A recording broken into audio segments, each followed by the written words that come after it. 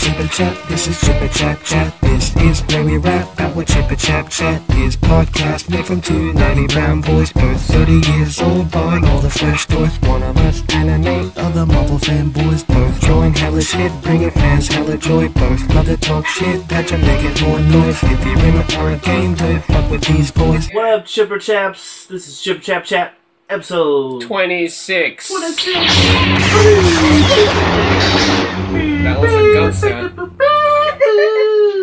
Alright, so today we're here to talk about, you probably guessed it, Star Wars came out. Star Wars. After many years of not thinking there was ever going to be more, there is now more. Nah, after years of not expecting any more, then we got the prequels, and then more wait for this. I just meant after prequels. Oh, okay, Like after 15 prequels. Yeah, it has years been since 15 years. Anyways, today's episode we have two guests, Adam and Comfort. Awesome comic artist. Yes. The dynamic duo of doing comics. Yep. These guys are super cool. I think we've even maybe had them on here before. Yeah, Probably on the years ago. Class Act one. Yeah, probably on the Class one. Act one, most likely we've had you as guests, but this is now a rebranded podcast, so... That's true. So just much like more dapper. just like the new Star Wars, much new and maybe not improved, but definitely new. So here we go. Comfort, Adam, welcome to Chipper Chap Chat. Yes, welcome. Oh, first well, thank time. you for having us, you guys. It's Thank just you. going to be nice to talk about Star Wars. Yes. But before we talk about Star Wars, let's talk about you guys. Ooh, alright. What should our audience know about you guys so that when we pop the link into the thing, they have a reason to check you guys out? Word. Alright, well. Well, I'm about 6 foot tall, I love you. about 150, 155. I enjoy listening to music, drawing pictures. I like to party. I like to party. We are a husband and wife comic creating duo.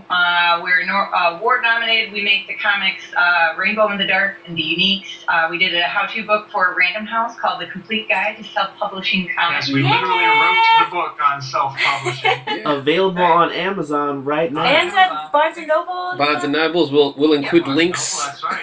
Just like our other books. It's all over. And in fact, the how-to book on self-publishing is the only book we have not self-published. Right? Oh, contradiction.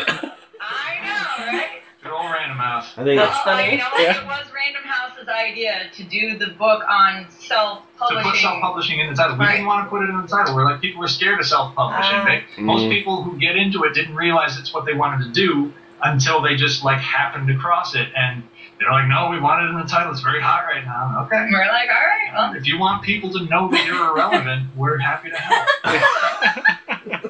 Thank you, Random House. Yeah, it's worth noting that Jeff has a sidebar. I do. He does indeed. Nice. Does indeed. what are you And I'll talking about? find out. I forget. What? I've got stuff in there. I don't know what, but I remember I wrote stuff for it. You did. So I'm in that book. Artist to write some stuff. Yeah, so if you're I'm a fan pretty of Jeff, sure he made it was about world building. Yeah. Probably. Because it had to do like making awesome backgrounds and stuff like that because it was talking about randomness. Yeah. Right. Oh. I will take your word for it. I don't remember what I wrote. Yeah, that's good Jeff stuff. has really, really bad My memory is horrible. yeah, goldfish Anyway. guy. Modern Horrible. metropolitan man who's just so busy with so many things, so many irons in the fire, he can't remember any given thing. I wish that were the case. It's just I don't remember a thing.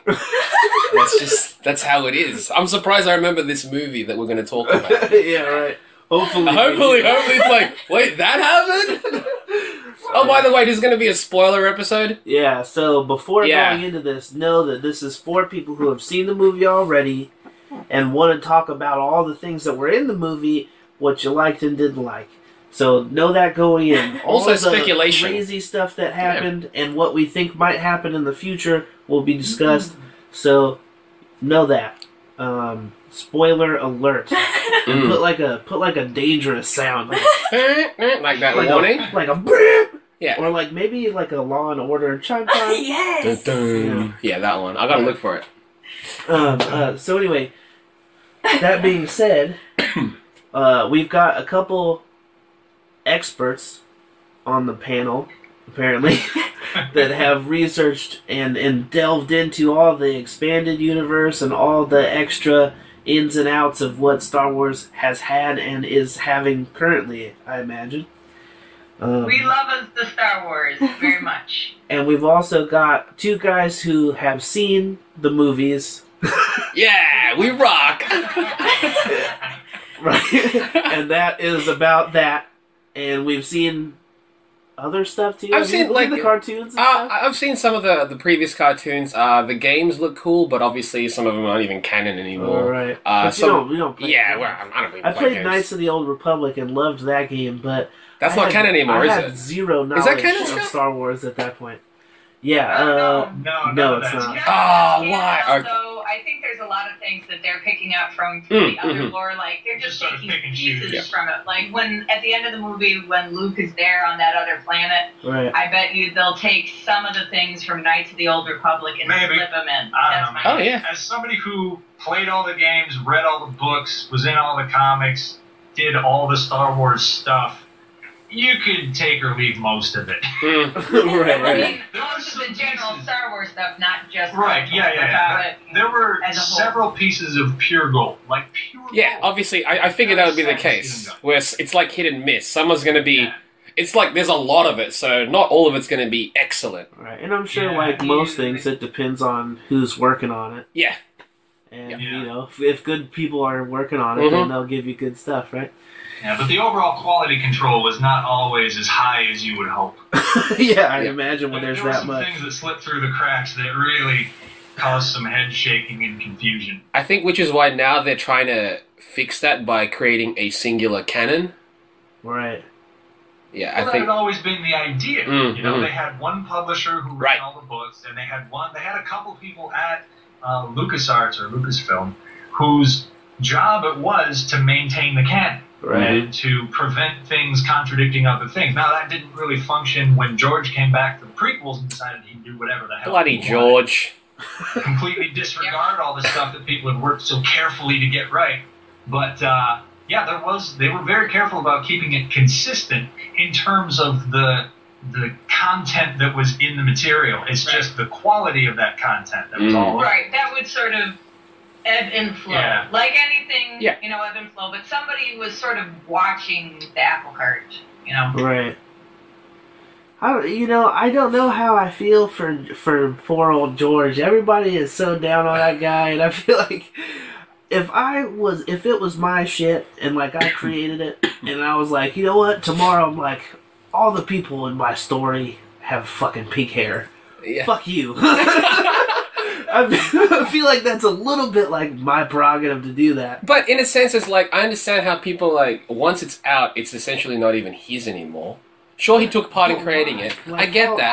How many people have to like it I don't before know. it's not yours? I don't know. And plus, the thing also about that is that like they'll like some aspects that he created, but other aspects like, nah, George is an idiot. Right. It's like you have to take it all or none. But then it's like, do you have to? Right. Yeah, it's tough. And it's tough because, in a sense, both sides of the argument are correct. Exactly.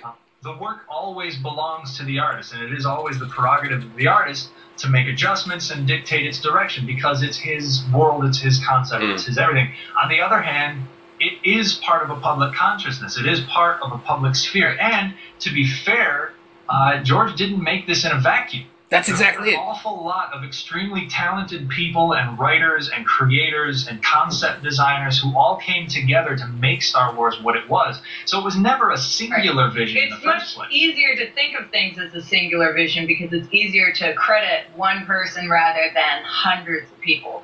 But, you know, just like D&D or any of the things that you guys might love, it's not just Gary Comics, Gygax, yeah. It's a ton of people that make up the consciousness that is this one or two properties. Yeah. Yeah, so, the one thing we can't take away from George Lucas is that he's a phenomenal producer. Right. Yeah. He has neat ideas, he's got some clever stuff baking in that noodle, and he knows how to pull together an immensely talented group of people to make that vision happen. He did that People right. should sit behind the camera every Yeah. time. And maybe not write it. Yeah.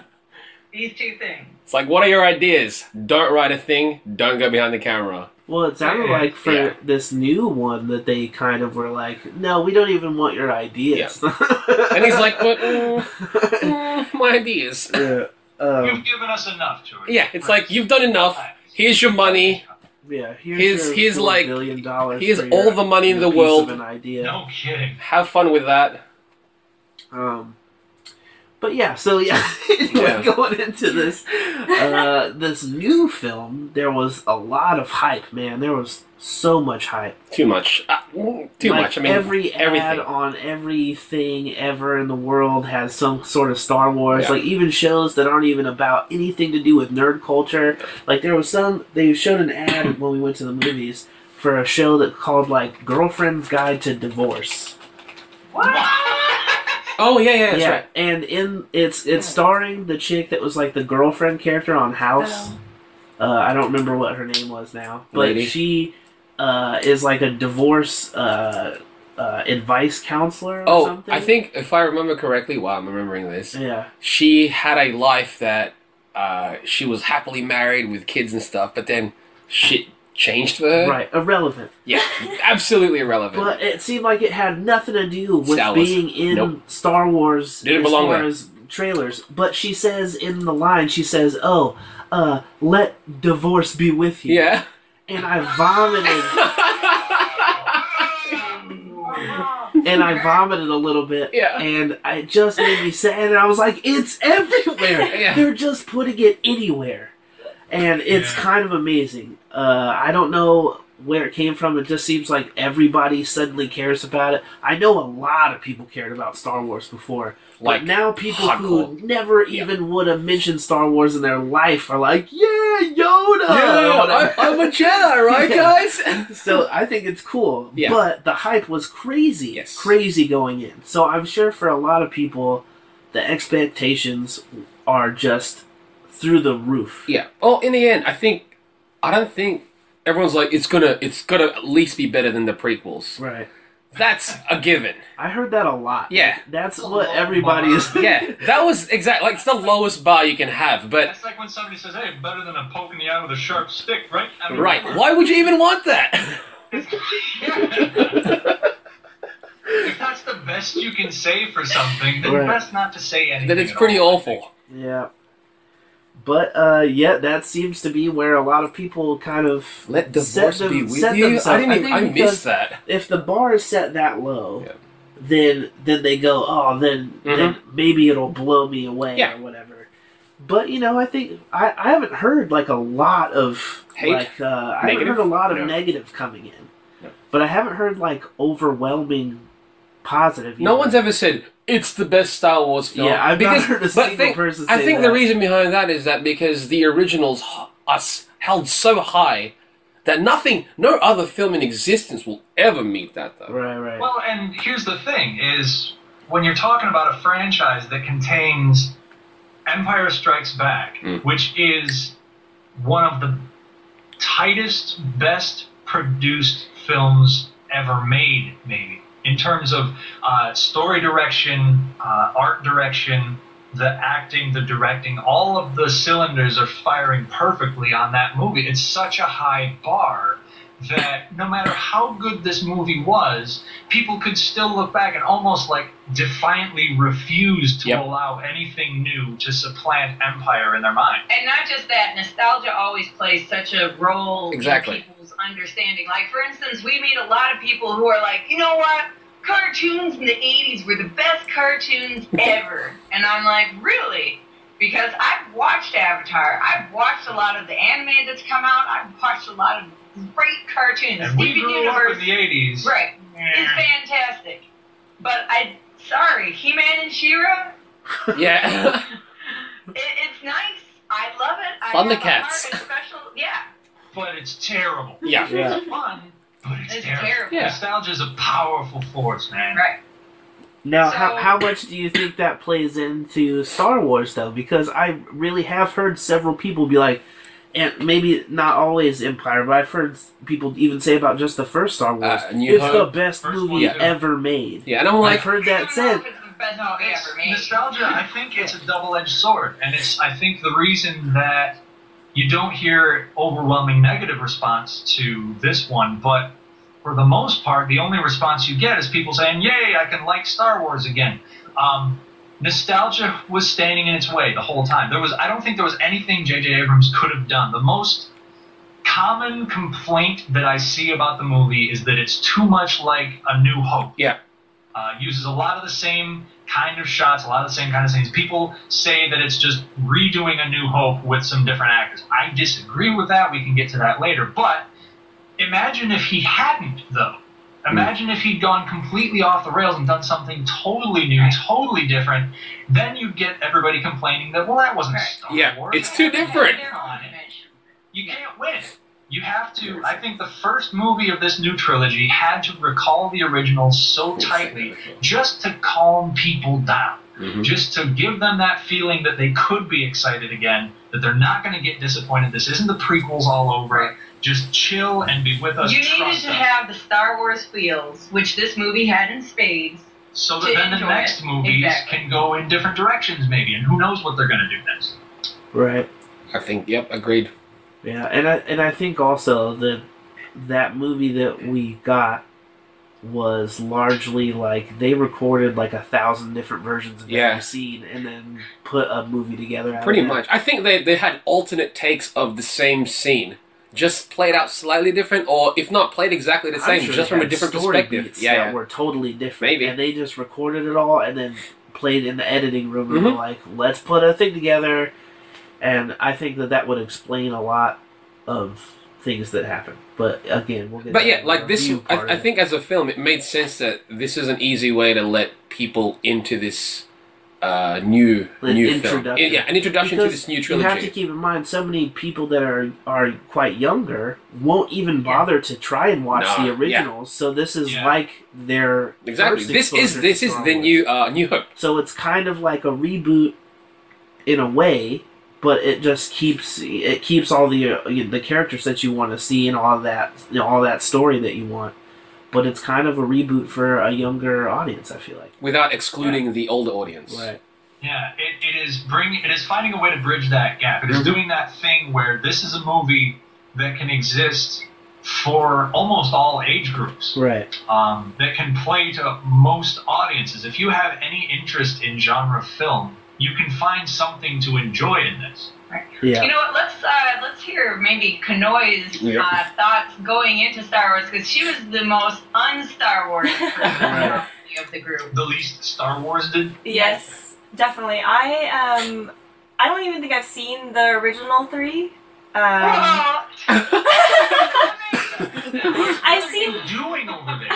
I've seen parts of it. Like, I know I've seen iconic parts of it. You know, things that get thrown on the internet all the time and stuff. I've seen those. But also, quickly, to be fair, I've tried to get her to watch it before, and she very much said, no, I don't think I want to watch them. She didn't seem very interested in watching them because why, they looked older. Although afterwards you did say, maybe I might check them out. More recently, now that you've seen the movie, you said you were more interested. But what put you off originally? I don't know. I just didn't know anything about the story. Right. I just didn't know what it was about at all, and it wasn't... I think when it came out when I was younger, or when I would have seen it, I wasn't interested in stuff like that, so I just didn't even think about it. Makes sense. And so, yeah, I think now that...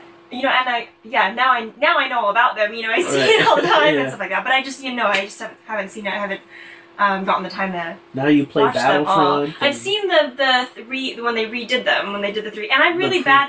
Yeah, I can't keep track of the order because I haven't seen these. Right. I'm like all over the place. Just follow the numbers. Yeah, but that's more confusing to her because she wants to think like the first movie should be episode 1. Right. Oh no. Well, so no, I know that. Right. In her mind, it does that. But it came out I know it's first. not that. I know it's not that. Yeah. But it does that. Yeah. Right. So, anyways, and I've seen when they redid them. I'm pretty sure I saw 3 of them. I'm very confident that I'd seen them, but I could not distinct like the prequels. You mean? The prequels. Yeah. Yeah. Yes. Sure. Sure. The more recent. Movies. Yes. Yes. I've seen all 3 of them, but I couldn't tell you specifics about those Right. really either. So yeah, I feel like I came into watching this movie very brand new. Like, There were several nights where going into it, as we were gearing up to, you know, like as the hype was building, we're like, well, I guess, you know, we're looking forward to checking this movie out so that maybe we can get in on the, like everybody likes Star Wars. Maybe we can like it too. It seems like we can love it as much as those people who teared up in the trailers. Right, like I didn't get to cry. I saw the same thing. I want to cry. I want to feels too. Yeah, I want to have all the same. Yeah. Like to me, I'm just like, hey, cool, old ass Harrison Ford. Yeah. I'm glad he's still doing shit. She's talking to Bigfoot. It's awesome. Yeah, Harry and the Hendersons. Harry still and the getting Hendersons, work. yeah. A wax sculpture of Harrison Ford. Yeah. So yeah, I think I wanted to get in on that, and Battlefront was looking crazy, and I play those types of games, so I wanted to do that. And I think we were getting real excited about it. But she would run through all the character the names, genealogy of the trying to do the characters. family tree. She was like, okay, so Liam Neeson's was who again? He was the master of Han Solo, right? So I'm like, no, but you're getting there. And he's his dad though. Right. Yeah. Who's dad? Yeah. All right. So So that's my Star Wars knowledge. yeah, it was like Game of Thrones all over again, trying to remember all the names that are in that crap. So yeah, going into it, Yeah. didn't have much knowledge at all. So after seeing it, I thought it was awesome. I thought it was great. Yeah. It's like not knowing anything of the Were you movies that expecting it to be good? From I what you didn't had know. seen? I felt like going in that I felt like I couldn't watch it because I hadn't seen the others. I felt Right. like I wouldn't know what's going on. Right. And that was really discouraging. So I was like, well, everyone's gonna be so excited, but I have no idea what's happening. You feel like you wouldn't get all the references Right. it was making, But or whatever. it worked. Like, you didn't have to know everything before. There were a couple like lines that they did that they mentioned things, Right. but you really didn't need to know everything that happened before. I'm sure a lot of the references, because you're not. I don't think they were like fisted into your face. No. Like, so you Remember don't- this, guys? you don't- Remember yeah, this? So you don't even know that you're Yeah. supposed to be looking for it Yeah. if you don't know it. Exactly. It's just the And that's thing good because it's almost like it's just something to move this story forward. Right. Right. This is why J.J. Abrams, I think, was the perfect director, like the only Yeah. director who could have done this job, because he is extremely good at doing the acknowledgement of earlier fandom and earlier history and earlier stuff, like referencing early films in modern films in ways that wink to the audience that's looking to see that stuff, Right. but don't go completely over the heads Yes. of the people Yeah, who when don't they're know. subtle. He is an incredibly thoughtful and creative fan of the property. Yeah. Yeah, that was really cool. There were but I mean but then aside from story, the action I thought in the movie was great. I thought a lot of the action scenes were really cool. I like that very, very first scene where it's Kylo Ren, right? He stops the Stops blaster. the blaster. Yeah, that like quick scene. In my scene, I was like, oh shit! That was tight, yeah. It was just so hangs cool. there. And That and was like so cool. yeah, and for me, I'm like, wait, like okay, that's the Force, right? Like that's the thing. She got that. She got a star for that one. And you're like, okay, No, it's just yeah. it's a faulty blaster. Yeah. Um, It's the best blaster. but it was that was really that, and the Which scenes. quickly, now that you brought that up, let me ask you: does it work like stopping time? Mm. Because when he stopped using the Force, the He walked blaster away. bolt still shot at Oh. the tree. Once he walked out, basically, once he walked off scene, the blaster continued on where it was going. Yeah. Right. So was it like stopping time? It's like 'Cause he once paused, stopped the yeah. momentum, it Yeah. should have just like It's exploded right Dissipated or some shit. Power, I guess, I am is not the sure we should object. think about this. Yeah, I think this is us like, but how? What is this power exactly? Well, I'm just trying to see if he can do that in the future, And if move he's it. really stopping time, It's or not stopping time. Here's That's the thing. not how this works. Star Wars nerds speaking up. The way that the blasters work is they don't fire energy. They fire like highly energized bolts of There we go. gas, like plasma. Sounds- And the sounds- gas launches across. That's why it leaves a trail that we can see that doesn't move at the speed of light, which is what energy would do if it was rays being fired. So what he's doing is freezing the particulate matter of the gas and preventing the delivery system from bringing the hurt to him. That does not explain how it maintains momentum. I would have thought that it would have just like dissipated once the momentum is going away. That makes more sense. The momentum was what was They're confusing. like, this is a cooler shop. Yeah, that was definitely. It was cool. And it worked. It looked cool. Science fantasy, not science Right. fiction. It's Okay, I'm not presenting it as a fault. Yeah, it's not a fault. He was just questioning what it meant. I'm not presenting it as a fault. I'm just clarifying how the power works. Yeah. For my own benefit. Could he have just deflected it, like made it go to a different direction? I'm gonna go with It the wouldn't have been bolt. cool enough. The bolt Yeah. itself, like has a thrust to Yeah, it. that's what I figured So as well. Yeah. once he stopped holding it, it continued Mhm. its thrust. Cool. It's There we go. it's in a We constant did it. thrust. There we go. Anyway. We're experts. We're experts at Star Wars now. Yeah. Yeah, no, I didn't even question it. That wasn't even. Yeah. It was a cool shot, It was regardless, really though. Cool, yeah, they had a lot of really cool shots like that. BB-8 was really cool. Adorable. I liked. What was that? Adorable. It Oh. was super adorable. Very Yeah. adorable. It was like a cute little kid the whole time. I kept losing track of the scale though. I found myself losing track of the scale Of because how big sometimes, he's yeah, supposed to be? sometimes he looked really big next to her. Mm. Is it a he to you, or let's gauge yeah. the room? Is BB-8 a he or a she? I would say he. I don't know. I feel guess like it he could go said either it way. once. I feel like he called her a she. Like he, Yeah. I think. You think Poe called it a she? yeah. Ooh. But I can't remember. But I assumed that BB-8 was supposed to be like Eve for like oh. R2-D2's Wally. Really? You're trying to ship droids? I just assumed that was supposed to be the case. Yeah. I imagine it was like a little brother. Because it's like the companion to the new like girl hero. She would have a girl droid. Yeah, I I guess. saw BB-8 as like really feeling like a little boy. To me. Yeah, like a little kid. Like a really little like. But It's I interesting. think Because when he did that, interpreted in any way. Girls could be- Yeah, I know, it that was wasn't awesome. gender specific, really. It could have been. it is a I'm it is a just- ball. Because I heard a lot of marketing going in before It the was a movie she, yeah, yeah. that it was a girl. Yeah. And then I've heard a lot of people since the movie come out call it a boy, Mhm. but I don't remember anything specifically said in the movie, so I was just curious how you guys felt about it. Like what gender you impose on Oh, the, okay, I was gonna on say, the ball with a Does it bull have on a penis? Right. Gender is a spectrum, and I think it's a mistake for us to try and force this droid. Yeah. to think like a binary It is a droid. Right. Yes. The droid speaks binary, but it lives its own truth. I think it's omnisexual. Yeah, it's Omni, but it's awesome. Sorry, it's the B mode. I think it's interesting you took what is effectively a not an inanimate object, but an animate mechanized object, and rather than going non-sexual, you went all sexual. yeah, man. I go all in every time.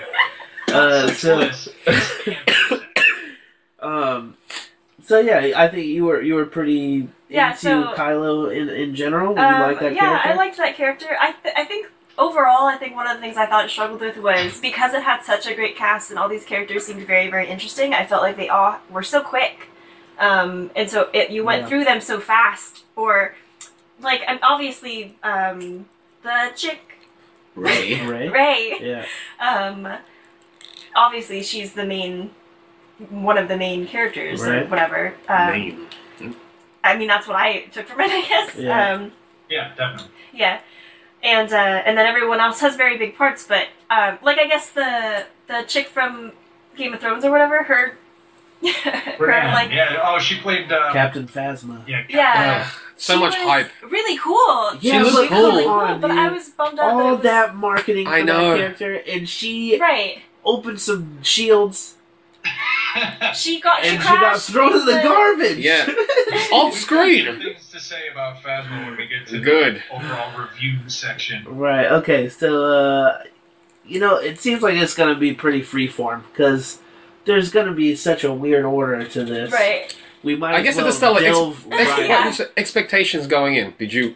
I was expecting it to be good, Mhm. but I didn't have a super high gauge for what I needed it to be. Mm. All I wanted to see going in was I was like, I want to see some awesome dogfights in spaceships, and I want to see some kick-ass lightsaber fights. a little weird space wizard stuff, and I'm good to go. I don't care what the story is because I'm not going to be disappointed.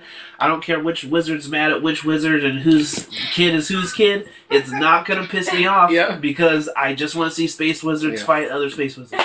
So going in, I was like, woo, Star Wars! Exactly. Let's like it finally, because I liked the prequels enough as a kid. Like, I was like, cool, they fight with lightsabers. Yeah. And, you know, I didn't, all the other stuff just seemed like filler. I knew that those movies weren't fantastic, but I didn't really think about them in the way that everyone else did. I didn't have that built in, like, I hate them because they're not as good, because, you know, all that stuff was fine to me as a kid. But this one I was excited to be on board. Cool. So that was pretty much what I was going into, was just like, woo, wizards! I went in just wanting to have fun with it. Yeah. I just wanted to be a fun film. Yeah, I wanted to be pulled into an adventure, and I want to have fun with the characters that I'm seeing on the screen. I got that, so that was achieved. Yeah. Adam, Comfort, you guys? We tried to keep our expectations low. As we always do for anything. Good. Because you never know. We don't want to be excited, or we don't want to be disappointed, because we try and stay as neutral as possible. Yes. Because we're trying to look at the story overall. And because we've been to this rodeo before. Right. We were, what, 18 when the prequels came out? We were too young to see the originals in the theater. I think the originals I got to see, and Adam may have seen, Return of the Jedi in the theater, but that was 83, so we were like 2 years old. I did watch the hell out of the special editions in the theater when those were released. Sure. So I was like 3 times a pop at the theater. And they came out just when I got my driver's license, so I could drive my own ass to the theater. I was like, I'm blowing all the money I have seeing Star Wars. So amazing. But I think the one thing that we were very worried about that could have been a thing was that Luke was going to be the bad guy. Oh, that would have ruined the movie. That would have been hard. If they had Luke going to the dark side, it would have broken me. I couldn't have. I think that would have spoiled everything. Yeah. But this is a spoiler thing. Like, we know that when I was a little kid, Luke Skywalker was my guy. When I was in like 5th grade, I convinced myself that the brain has powers beyond what we know, and I spent months, an hour a day, trying to move a pencil on my desk with the powers of my mind. Wicked. Because I was gonna be Luke Skywalker. He was convinced he was a Jedi. Practice. And then at the end of it, this was the kid I was. At the end of all of this, I decided finally, not that these powers don't exist, but that I'm not good enough to find them.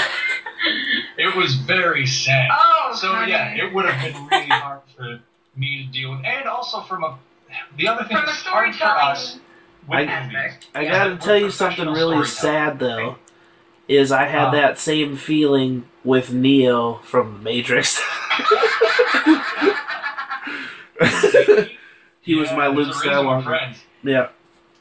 Yeah, but because we're professional storytellers, we tend to analyze story a lot, and we think about story a lot. And even when we're taking something in for the first time, we are thinking about how all the parts fit together. How is this thing holding up as it's delivering its story to us? Right. So the idea of them just taking another Skywalker to the dark side and rehashing the old, just making a new Darth Vader all over again, Which it was they too kind of ish did, sort but in a of, different but way. not. And that's the J.J. Abrams thing, is that they kind of gave you a feel of those things, but superficially. The context is completely different. Yeah. So that expectation was defeated, or that fear was defeated. The movie, I think the movie was better than anything we had thought it could be. Right. But that's just because, again, we came in with a very neutral stance on everything. Yeah. Star Wars broke our heart once. We weren't going to let it happen. We weren't going to let it happen again. Once? Not 3 times? I mean, it's hard after Phantom Menace and after everything you go through with that. You start convincing yourself each time after that it's not as bad. At least it's not Phantom Menace again. No, for not years. Me. I thought they were shitty. Very harsh. But again, a lot of my criticism. It's not like your heart was broken 3 times. That's true. Once, and then I was like, that's it for me. And then, but after, and then I was like, well, I guess Attack of the Clones is kind of pseudo entertaining in parts. So it's not as boring, so kudos for that. Do you think that after the first one, you started to hope, well, that didn't turn out great, but maybe the next one will be good? Or did you just go, all these are going to be garbage now after that one? I convinced myself, again, I was like 17. I convinced myself that Phantom Menace was good. But because I was 17 and not 7, the more I thought about it, the less good I felt about it. And so it was just like a slow tapering off of expectation. I didn't want to let myself get too built up again. And to the extent that I did for the other movies, it was more about the experience of like standing in line for tickets and standing in line to get into the theater, doing the 1201 shows, being dressing up a little bit. Yeah, there was a costume contest at the theater where we went to see episode 3. And my Luke Skywalker took 3rd place. And nice. I contend that I only got anything because I was standing in between the 1st and 3rd place, and it was one of those like, by a vote of applause, who do you think? And on one side of me was a very attractive girl in episode 2, Midriff Padme, and then on the other side of me was episode 1, like super regal Queen Padme, as portrayed by a heavyset biker dude. Oh, nice. With a huge handlebar mustache. Oh my gosh. And the white face paint, you know, like legit. They were so busy like recovering from clapping for one person and starting to clap for the other that I got runoff applause. So the experience of seeing Star Wars was always interesting, but it was never that those were good movies. Yeah. And we did have to put up, like, for years, like, you couldn't say that those movies were bad movies. You had to sort of say it in hushed tones, like, you know, the prequels maybe weren't as good as they could be. And people would be like, what? Star Wars is amazing in any way, shape, or form. Shut the fuck up. Yeah, you started feeling like a refugee. Like you had to float something out to see if the crowd you were with would be okay with you talking about it. You have to gauge the crowd, yeah? Yeah, you weren't allowed to complain. And now it's sort of become an interesting thing because I see the reverse happening where people online get really pissed off if you complain about the prequels again because they're like, everybody always complains all the time and I'm tired of hearing everybody complaining all the time. It's like, well, we went for years not being able to say a thing because you people would have killed us if we had. So it was a weird time and a weird experience, and it was really tough and unfortunate to go through that. So we didn't want to get ourselves too built up for these movies again. The prequels taught us just a lot about movies. Right. And what storytelling. not to do. Right. And, storytelling. And it the introduced importance us. of editors. It introduced us to Red Letter Media and the Plinkett reviews, Which are good. great. So good. Worth it almost to have gone through that experience just to Yeah, get them. just to get those. It took us to school for hours at a time. So great.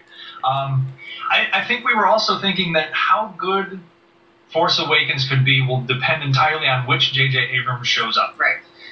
Because there's Star Trek 1 J.J. Abrams, who takes a lot of the stuff that you're hoping to see in a Star Trek movie, puts it all up there on screen, but presents it in a different enough way and a fun enough way that you can still really enjoy yourself. Super delightful. One of the rare movies that I could have walked out of the theater and directly in again to watch it a second time. I had that much fun watching it. Even though the plot was terrible, you loved the first Star Trek movie. Yeah. Blue shit at the red shit. It's the red shit, blue shit, explode shit!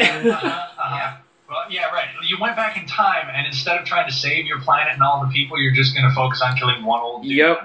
Really? The plot falls apart if you think about it for 2 seconds. But The characters. it was so much fun, and the characters were so great. Or do we get Into Darkness, J.J. Abrams, which is so busy repeating the stuff that you want to see that it forgets to bother having a story of its own? It becomes a little bit too much of a checklist. To some degree, this movie definitely had a checklist, but it still had enough of the story that you were entertained and brought along for the ride instead of, like, checking your watch. Like, are we going to do the triples next? Yeah. Are we going to do Con next? Yeah. Are we going to do this other stuff next? Oh, okay. All right. Is she going to wander through the desert and have to talk to old man Luke? And it is a lightsaber, your father's.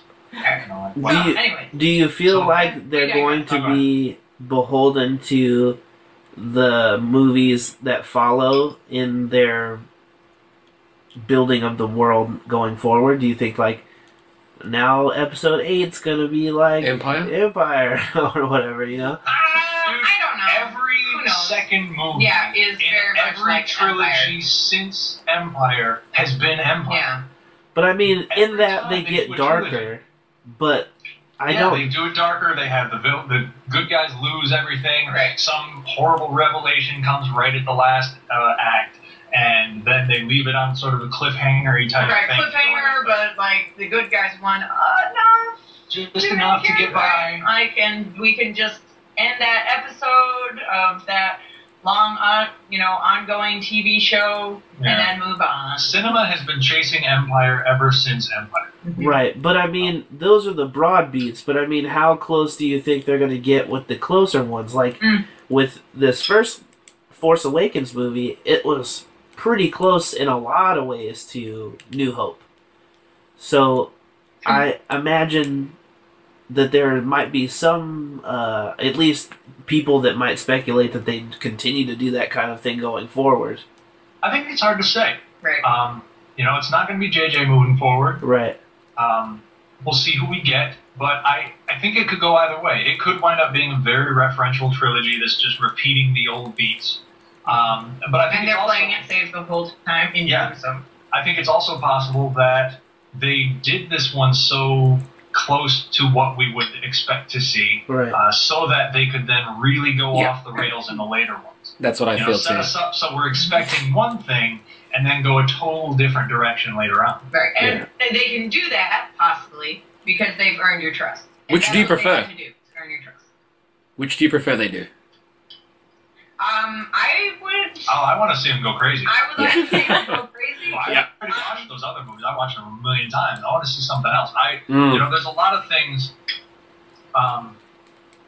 I think here we can start talking about specific movie beats now. Right. And things that worked, things that didn't work. One thing, like the big mystery, I think, for a lot of people coming out of the movie is who is Rey, right? Yes. Yeah. Everybody wants to know, who is she? Yes. Girl got forced for days. Force for days, so much so that she can take our main villain, who killed a bunch of Jedi at one point. Yep. Right. Fight him to a standstill, even though she's never held a lightsaber. This guy can freeze a blaster bolt In midair. in midair. Defying physics completely. Yeah. And This dude don't give a fuck. And then this Rey girl is just like, I'm just gonna eat you for breakfast. I'm owning I you. don't care. she's Right. almost a movie breaker. Like, Yeah. of the problems that we have with the movie, that the way that she suddenly blows up in the third act is definitely one of them. Right. Not that she is a bad No, character. she's a wonderful It's character. important to state that, but her actions. Are too much too soon. How does she even know to try mind tricking a dude? She's never seen a Jedi Right. before. She's never heard of them doing anything like that. And yet she does the exact mind trick maneuver out of nowhere based on nothing for no Reason. reason. It's based on reason. Because the audience knows you can Sure. do that, therefore she knows. It doesn't make any sense. And how can she be so good with the lightsaber? Like, if she'd been getting her butt stomped in that final fight, and then at the end of it has that moment where she, like, closes her eyes and gives into the Force, and then she turns it around, I would totally have been on board. But, like, Luke had training, and Vader stomped the hell out of him in Empire Strikes Back. Right. This girl has never held a blade in her life. Right. She wasn't even shown in the beginning of the movie, like, hey, I like to practice sword fighting. Like, Finn he's got stormtrooper training. We've seen that stormtroopers can use melee weapons, so we can assume that this guy who's been a soldier his whole life has some level of acumen in hand-to-hand combat. I So feel I feel a little bit like they probably didn't. Well, it seemed like Finn first wasn't a soldier his whole life. Yeah. He was sanitation before he moved up to going on the field, and it seemed like that was his first time That out. was his first time out. I'm assuming prior to being on field, he'd have. But I Training. assumed they would train him. Yes. Yes. But Rey already showed at the beginning Yeah. that she could whoop dude's ass Exactly. with a stick, and that doesn't just because the staff is what she's using right now doesn't mean it's the only weapon she's ever had. That's why I was okay with her wielding a blade in the end, because I'm like, to me, at this point, the lightsaber is just a weapon. Plus, we don't know shit about her, so No. she could have been trained before. Yep. And Which is something that would have been nice to know if that We'll was know. right, I think like Yeah. that's the thing I think that threw me the most is this movie doesn't work as a movie if it's the only one. Yes. Yeah, not at all. Yeah. If this is a one and done, there's too many questions that aren't answered. Right. And, but because and we know we're going to get a sequel... Her getting to Luke Skywalker wouldn't be a sufficient ending for that movie if absolutely that was, not. If that was the whole thing. Especially considering her meeting him consisted of just like 4 whole minutes of it was about 2 minutes. They're just looking at each other, not saying anything. I think that is maybe one of the primary pieces of evidence people use to say that she's probably Luke's daughter. Like that. That he would see her and have tears in his eyes over seeing her seems a little extreme, considering he doesn't know who the hell she is. Right. If she's some chick. Yeah.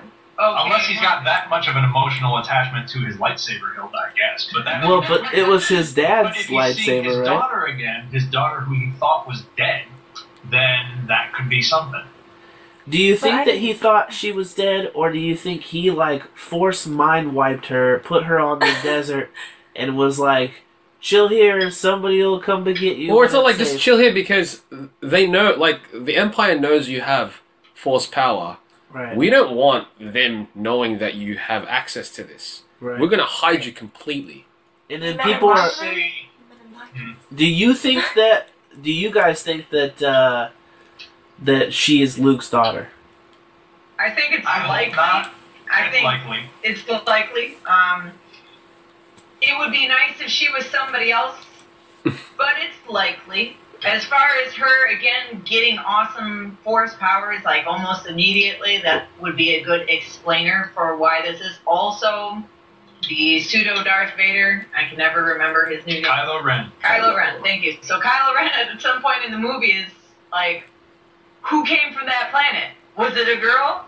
That lets me know that he probably knows who she is. Yeah. So he's immediately got some connection with her to begin with. Doesn't it seem strange that no one else would acknowledge her as, like, somebody that they knew? That's the thing to me, is Han and Leia would probably know Luke had a daughter and would probably have some sense of what she looked like. Right. I don't see Luke with what Luke went through as an orphan on Tatooine, I don't see him as abandoning his daughter on some shit desert planet. Right. That's a good point. I don't see him abandoning his daughter at all. Like, if he can find this planet that's out in the middle of nowhere, that's so secluded that unless you have all the pieces of this super secret jigsaw match, you'll never find this planet, then she'd be perfectly safe with him, wouldn't she? Yeah. Why would he leave her on that planet? Yeah, but Star Wars loves to do rhyming stuff like, oh, well, in this movie, the person got left on a desert planet. Let's just do this again. Does it make sense for the character? Maybe, but it's like the other movies. I just get a little tired of... As George Lucas would say, it's poetic. Right. It's rhymes. It rhymes. Yeah. It's lazy. It rhymes. I want her to be nobody. I want her to just be somebody. You know, well, I don't like the idea that the entire fate of the galaxy just keeps hinging on these Skywalker kids. Although the Star Wars tale is about the Skywalker. It does seem like Skywalkers have to be kind of integral to this. Yeah. But I do have a question for you, because I was wondering if this was possible. We talked about this last night. Yeah. I want to know if it is at all possible that she could be a descendant of Kenobi instead of Skywalker. That would be interesting. Kenobi but I don't know where it comes from. He did have 30 years when no one knows what he did. Yeah, because they want to do that. They want to do that standalone movie or whatever. You do a standalone film where it's about his journey. He could have had a family, and he's got a history of hiding little kids on planets. That's. Also, I mean, like, because we were talking about it, it's like the prequel films. The hero was Obi-Wan. Right. The villain was Skywalker. The villain was Skywalker. In the new one, Skywalker was also the villain, but also the bad guy in a sense. Still, you would have to say what is her age? Because right now Obi-Wan died. Yeah, he died in Episode 4, New Hope. Yeah. He did, but we didn't say daughter. We said like, could he be a granddaughter? Necessarily, but it may be a granddaughter. A granddaughter. It'd have to be a granddaughter. Well, that's what we were saying. Could she be a granddaughter, a descendant, regardless? Because I think it'd be pretty poetic. Yeah. I was just thinking of Obi-Wan on Tatooine, like accidentally knocking up some cantina wench. Like, you don't need child support. Yeah. You've never met me. You've always had this child. In the Clone Wars cartoon, he does super dig on this Countess lady. Oh, the Mandalorian. Yeah, Yes. but she dies. She does die. Unless she had a child at some Secret point. Prego. I mean, Secret Prego. I don't expect them to bring Clone I'm just Wars. saying, like, I think anything is possible at this point. And Like, if they want to do that flashback movie or whatever with him and Boba Fett, and he already has a girl that he likes that's got Mandalorian ties. yeah, It's true. I think it's possible. I wouldn't rule it out. I mean, it'd be cool. Well, we I can't think really rule anything. Yeah, exactly. We really can't. We haven't seen. Just in my mind, it would be cooler than just She could her be being a Yoda's Skywalker. granddaughter. That would be I awesome. think that's, no. Yoda? But Maybe she descends from Dooku. That would be Yeah, we were also saying that. Yeah, a what if Sith she person. was a Sith, a descendant of a Sith? That would be more interesting. That would be more interesting. Much more I interesting. mean, there was a lot of. It's not just Vader and Emperor Palpatine. Exactly. There was a lot of Yes. other, like, what are they called? The Inquisitors. Yeah, the Inquisitors, the Imperial Guard. Mm. There were an awful lot of Darksiders running around right Right. there. Yeah. I think that'd be fun if it was like a role reversal. Yeah, Yeah. I'd be okay with it being really anyone. I don't have any problem. Yeah. I thought she was a cool character. That's. and I think she's- that's it. She's Her a strong. character is likable enough, and you want to see her grow enough to just, I don't care who she belongs to in her Right, family right. line. That I think is one of the best points of this movie. Is every damn character in it is extremely likable. Yes. Relatable. Like the moment you meet them, you like them, and it's amazing that they were able to do that so well. I think that's with a the really good good point. guys, especially. Yeah, I think I definitely that was really cool to me. That it felt like you fell into some kind of family that had already existed or something. Now, is that not at all weird to you that all of the characters like instantly Became have best this- friends? Yeah, in, like, okay. minutes? Yeah, I don't know. No, here's the thing: Finn and Poe survived an unsurvivable situation. Yeah, together and that fought, brought them and they together. were the sole survivor, and they both had to survive on that desert world long enough to find a way off, thinking that another man died to get me here. Yeah. And Poe thinking that my mission has failed. And there's nothing I can do. I have completely fucked the rebellion, and I had my chance and I lost it. And Finn thinking that I have to carry on this responsibility because this man died to get me here and give me a chance. And when they meet again on Takadana, or not Takadana, the rebel planet. Whatever the rebel planet is called right now. When they meet again and there's just this elation at seeing each other alive, that felt really genuine to me and believable to me because of what they had to go through both together and individually. And Rey was not super keen on Finn when No, she met him. She was not. like, Stop touching me. Yeah. Yeah, but I don't think that was even like she didn't like him. I think she's just not used to people touching her. I don't. not She A didn't stranger? have. She didn't have any real negative reaction towards Finn. I feel like other than she thought he was doing Creepy. something to the droid. Yeah. Or trying to- Or you yeah, as the stole- first one, yeah. Stole the droid. Stole the from jacket? existence The or jacket whatever, thing, yeah. But yeah, I think I agree definitely with But both of did you guys. you guys like Finn in general as a character? Go ahead. we liked Finn a lot as a character. Oh yeah, for sure. He had the biggest arc in the movie. Yeah, had the most growth. Had the best, a lot of the best lines. Yeah, great Really ones. good comedy stuff he got to do, and he did that really well. I've heard a lot of people back and forth on Finn. Like I've heard Really? either people that really liked him or really thought he was the worst part of it. Well, fuck those people. I don't know what they're talking about.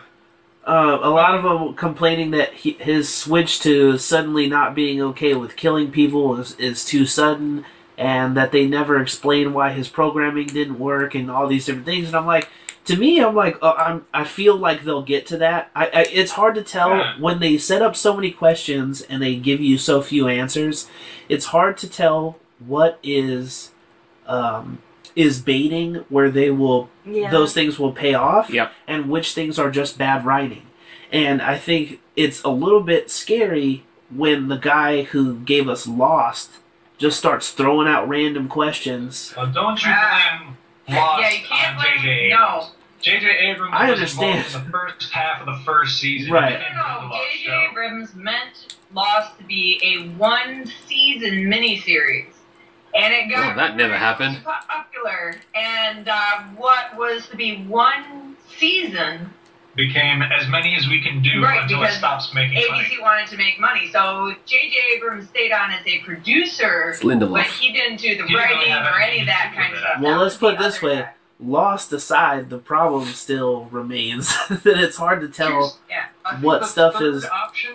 The third option is what's baiting, what's bad writing, and what just doesn't really matter. Yeah. Sometimes a question doesn't matter. Like, why did he break his programming? Because he did. It's not important, like, why. It's not important that that he's some unique snowflake who's the only one who could understand morality. The point is that here is a stormtrooper who had this moment that he was trained for, but maybe not really, because he was sanitation anyway, and couldn't handle it, couldn't take the idea of watching people he knew die. Like many people going to war. Yeah. Which is fine. Just broke. Which is fine, but I feel like I wouldn't have questioned it until they put a second scene together where he was like, why did that guy break your protocol or whatever? And he was like, well, he's had no history of ever breaking it, and my programming is perfect. We don't need your clone troopers. My shit is awesome. So now I feel like if his thing is so legit and that it completely turns these people into drones otherwise, it feels like it's got to be significant that his brain didn't apply to that. Mm. And I think just from a storytelling perspective, the idea that they're not going to do something down the line with the idea of one of your main characters being a former stormtrooper, right. It's hard to believe. Right. That's a major plot point for him. That's his driving motivation. Mm-hmm. And every main character in Star Wars, historically, that central thing that drives their character is something that becomes important to the story all the time. And because, in part, they are, to some degree, very simplistic storytelling devices. Archetypal characters, mm-hmm. Yeah. Do you feel like, well, definitely, again, we've already mentioned earlier, but definitely, spoiler alert, do you feel like the death of Han Solo is legitimate? Yeah, absolutely. Yeah, I think you needed something like that. I think you needed to... There needed to be a break at some point so that the story could belong to the new cast instead of the old cast. And I'm sure Harrison Ford was like, I'll come back for one movie, no more. And this was the way the story was always supposed to go. Right. Kasdan, the writer, and the director and Harrison Ford, all on Return of the Jedi, had planned for Han Solo to die. It was the intention. Harrison Ford has been upset about it ever since, because he'll say in interviews, like, there had to be a price to pay to win that victory, and they took it away from the movie so they could have a chintzy happy ending. And they were very disappointed that that's how it wound up. So in some ways, this is just finishing the story that they had started telling all that time ago. I think the difficulty that comes after that is that you've got a bad guy character who may not work well enough. Like, they couldn't make a decision afterwards. Like, if the kid was really the Darth Vader-ish type kid, Kylo Ren was really broken up about what he did to his father. The fact that he killed his father. And this is why he is having such a hard time fighting Rey. And if we made that clear enough, that can work. And that can work in part because we established earlier in the movie that Leia believes there's still good in him, that he's trying to let go of his light side, but it's very difficult. And if they had played that up, I think it would have made the whole movie work a little bit better, and the death of Han Solo even more poignant. So let's talk for a second about Kylo Ren if we can, because for me, he is the thing that... He is the weak point He's the weakest point of the movie. Okay. The guy is simply not functional as the kind of villain that can carry a film. He's not menacing enough. He is in the beginning. Like that opening scene with the blaster bolt and everything, that is some cold shit. But the moment it changes is when he gets bad news and turns around and destroys a computer terminal all pissy. He's got a tantrum. It's a tantrum. That's not the act of a hardcore badass cold. I don't think he's supposed to be the hardcore. A pissy little kid. Right. See, again, I felt the same way at first, but it seems like everyone else is saying that it's supposed to be some sort of interpretation of the Anakin Skywalker we should have gotten on his transition to Darth Vader, like before he's become the ultra badass that he's supposed to be by the end of the series, the end of this new trilogy, that we have to see him freaking out and losing his mind on the way, succumbing to fear and anger and hate, succumbing to all those things on his transition to being the ultra badass by the time that Rey is the ultra badass, so they can ultimately kill each other. There's a couple things you need to do if that's what you want to do. Because that's fine. That's a perfectly valid tack to take. But there's two things you need. First, we need to have a better understanding of the motivations of Kylo Ren so we know why it is important to him to be part of the dark side. We need to know why he doesn't want to be tempted by the light, why he keeps insisting on walking this path, even though so much about him seems like he doesn't really want to. The second thing we need is a real villain that we can actually hang this first movie on. If you're not going to give us Vader, give us Tarkin. Right. Peter Cushing was just a cold dude, man. And when you watch that first movie, he's the only one in the movie who can talk back to Darth Vader and you don't immediately assume is in serious trouble. He carries that side of the film. And the, sort of rat-faced ginger that they got Hux. for the other general. Yeah. General is Hux. so utterly lacking in menace that he's not really a strong enough villain either. You know who they should have used is the Captain person Phasma. who was played Wasted. by Brienne from Game of Thrones. Looks cool, we know has presence, and we know can act the shit out of stuff. She would have been great as the actual, menacing villain, while our political general guy is kind of snivelly and shitty, and our Darksider is kind of bratty and whiny and like a petulant child. Right, that point where they brought her in to take the shields down, that shouldn't have been her. That should have been the snivelly. Let it be the whiny ginger general. Yeah, let him be the guy who gets put down on the console. Really trade the places of... Captain Phasma would have taken a bullet instead of giving up anything.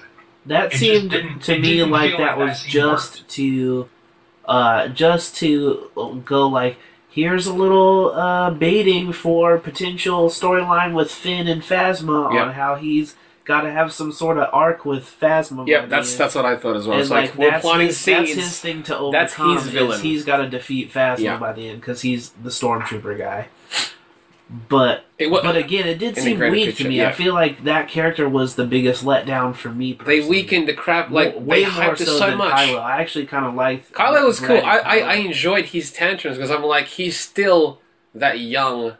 Like, he wasn't he's not a fully formed Sith. Yeah, if that makes sense. To me it seemed like he is shitty at being a Jedi. Oh, he's shit. But he's only just shitty at being everything. Right. But he has power. But he's the only one. Not really. He's the only one. So if he's the only one that can do that shit, to everyone else, they go, wow. Yeah, he's the Kylo Ren. Yep. And then he goes back and he's like, God damn it, I'm not powerful enough. Yeah. I need to fucking talk to my grandfather. Yeah. And maybe he'll help me. He was strong as shit. He was the strongest. I want to be that. That's why when Rey's like, you're just worried you're not going to live up to him. That's what he's obsessed about because he knows he wants to be Vader.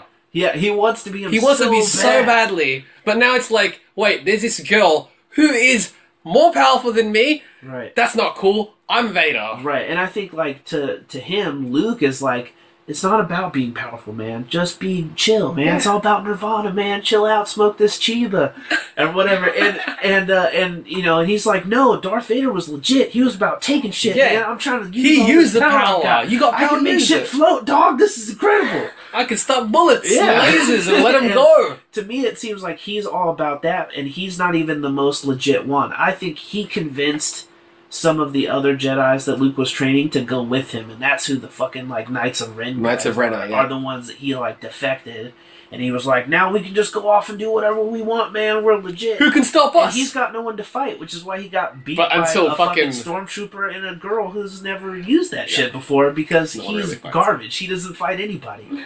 He just goes like, I can just choke But it you also or shows melt that your brain. I don't have to the fight you. master, the one that they were looking at, the hologram, didn't really teach him much of anything. I don't know that they really hang out, those two. But that's what he's saying. Come, bring him to me he's like, now. I'll talk to you about the Force and stuff, but I'm not going to deal with lightsaber. But now it's You're like, fine. Just choke them. But I and think melt their now it's brain. like I'm going to have to teach this guy because he he's knows like- he knows Well, jack he's shit. to prove it. Yeah, he's he like, knows got jack his shit. ass To kicked show now. he was worth it. Right. Mm-hmm. Which is fine. Like, the problem is all this stuff you're talking about would have been fine if it was in the movie, but this is all subtext that you guys are kind of like Absolutely. making up in order to fill in. I the don't. gaps. I don't So think you I can did sense make it out of up. a character that you liked enough of his scenes that you didn't turn on it. And the problem was I disliked so many of his scenes that I just found him to be bratty and This is the annoying. thing, And though. like, if you've got a guy who's your superior at work, even if he's like a dude that can just wreck your life if he gets pissed off at you, and you see him have enough of these shitty little childish tantrums, people start talking about that. You know, there starts to be office gossip around about, oh God, you know, don't talk about, you know, his height. He's really sensitive about it. He might cry. Right. You know, like you start. I think there probably is that though. It was between him and Hux. Him and Hux were always trying to get over each other. Right. I think those two are competing for like which one of us is going to be. Which the one of cool us is in one charge? to That's why to when the Hux big, was like, giant, weird alien let's dude. go blow that planet up. The Emperor's like, sure, and he's like, he looked at him and was like, yeah, He's like, in your I've face. got my way. Dad likes me better. Yep, I'm the better child. Yeah, he seemed like that to me, like two brats competing over like who's gonna get all the toys or whatever. Right. And to some degree, I think I'm fine with that. But I don't think I'm inventing the subtext. I feel like they said They said stuff, definitely like, they definitely the fact set it that up. he was obsessed with being not as good as Vader or whatever. To me, That was Ray said me, that that's- directly to him. yeah, that's Yeah, and building on his that- character. And that also, I think, held him back because, again, you've got a character who is defined by a lot of very childish and immature kind of impulses. Right. Not the sort of guy that inspires a lot of terror, not the sort of guy that can own a room when he walks into it, but a Right. guy who is so bad at what he does that even this girl who has no concept of what's going on right now is able to wreck him, is able to beat his mind control, which we've seen earlier in the movie. He's so good at this stuff that he can force a man who would rather die than give up this information to give up the information. Right, but And that here guy comes this wasn't girl who can wasn't a completely Force dominate. user. That's the thing as well. That guy wasn't a I Force think- user at all. I think to the average Joe, To everybody else, he is terrifying. the king shit. No. But he's Really? not he's To not supposed to stormtroopers, be stormtroopers aren't afraid of him. in No. the movie. I mean, in the movie. characters in the movie, he's supposed to be terrifying to those other stormtroopers and the people around him. But I think to the audience, he's not supposed to be terrifying. Yeah, We're because supposed we to see that he's beyond full them. of shit. Yeah, We're see beyond supposed that. to see it. He's like who's that character in isn't he from Robin Hood? The character who's like isn't the sheriff kind of like Sheriff, that? yeah. He sheriff. poses like he's Yeah. big shit, but everybody knows he's not big shit. As a viewer, you know that he's nothing, but In that, he has in political Nottingham, power. he In is this guy powerful. can melt your brain, so you don't talk shit to that guy. But you're used to his tantrums because those stormtroopers walked up. Yeah, and they heard walked him up, they thrashing fucked around. up. They didn't run to go like, "Oh, we should help him. Something's going on." They went, "Oh, this shit again. Oh God, get away!" Like he tortures kittens or whatever. He's Joffrey of this storyline. But he does have power. That's the thing. He does have power. He does have power. He's just He's that the only one with power. We He has see, no one to as compare viewers, we himself see to. that clearly there's another one who is way more powerful than Right. he is. He's not. That's as what makes him gifted even as she more is. And that's what he angry. wants. That's what he's tempted with the dark side from. Is the big giant Gollum guy is like, I can make you legit if you come over here. We got the best cookies, bro. And then he's like, cool, I want the best cookies. I want to be the most legit guy. And he's like, yeah, fuck Han Solo or whatever. I don't know what his history is, but it seemed like Han Solo and Leia knew of him. So and his face was all tore up. So I feel like There's a history have to there. have a history. There's a history to where I there. feel like he tempted him to the dark side, knowing that he's not even good, just to get at those two. Plus, also at that point, he was obviously showing that he did have power. He did, yeah, he did have power, and that's all you really need, right? Yeah. Well, let's just seduce him to the dark side. Joffrey had power, but nobody respected him. People respected Tywin. Well, people respected Cersei even more. People respected Cersei, right? You need because to have somebody they had real power, but Kylo still does, even though he's a sniveling shit to the people who also have that power. Yeah. To the everyone else, you gotta imagine, you gotta keep in mind, he's still a fucking wizard or whatever. Yeah, he's still a wizard. He can melt your brain. To them, that's even if he's an asshole. Yeah, he can. Still you will melt your tolerate brain. him being an asshole because he's that powerful. Yeah. Still. But as an audience, it doesn't really matter to us if the stormtroopers are scared of him. Right. It matters how threatening he can be to the protagonists. Right. To the hero characters. But you don't feel like that's on purpose. He does a really poor job of standing up against them. I feel that's on purpose. And I feel that has to be on purpose. It is purpose. on purpose, okay, but you need to give us a villain that is a credible threat so that we can be afraid of what could happen to our heroes. I agree with that. We have to be scared of what happens if they don't win. The tension in the movie is created because you feel like there's a credible threat. And if there's not a credible right now, threat, it doesn't feel like heroes there's a just credible keep threat. beating down the one main bad guy we've got, then there's not really any tension. They definitely misuse Phasma. Phasma was a huge misfire, but I feel like the way that they showed Kylo at the beginning when he's stopping the blaster fire and he has that really sick moment is just to trick the audience for a second into going, maybe he is badass, he's gonna be super scary. And the whole rest of the movie they're going, see, he's not. He's actually shit. Yeah, he's not what he says. He's he is. posing. He's not what he says he is, and they're slowly chipping away at him on purpose, like. Somebody else is going to be more badass, or he's going to be more badass in the next movie because he's going to be actually trained. Whereas right now, he was just the only dude on the block with mind. That's really it. Powers. He was the guy we were shown what we thought he was going to be. Yeah. But obviously, as they were showing us more of the film, it's like he's not as powerful as we had assumed. That blaster fire thing was them showing us what everyone else sees. Exactly. Of Kylo Ren, and then we see what he's really like. Oh, fucking this shit! He's like fucking slashing the computers and stuff. Yeah. Which I thought was great. It was pretty fun. And I think, again, that could have been really cute. I think the misfire comes without having another bad guy that's super bad. Yeah. And then also on top of that, not being able to totally make that choice at the end, like of where his feelings were, where his emotions were when he's fighting Rey. Right. If he was really emotionally torn there, instead of just like, oh, I'm kind of hurt. If he had played up that emotion, you would have got a much more powerful scene and reasoning for why he's maybe not so good, because it's still in the lore that he did take down all these other Jedi. And this is actually something that I think is common across the J.J. Abrams canon, which is he's extremely good at giving you protagonists that you can like, that you can root for, that you can be excited to see do cool stuff, but he's not terribly good at creating villains that are as exciting to watch as the heroes.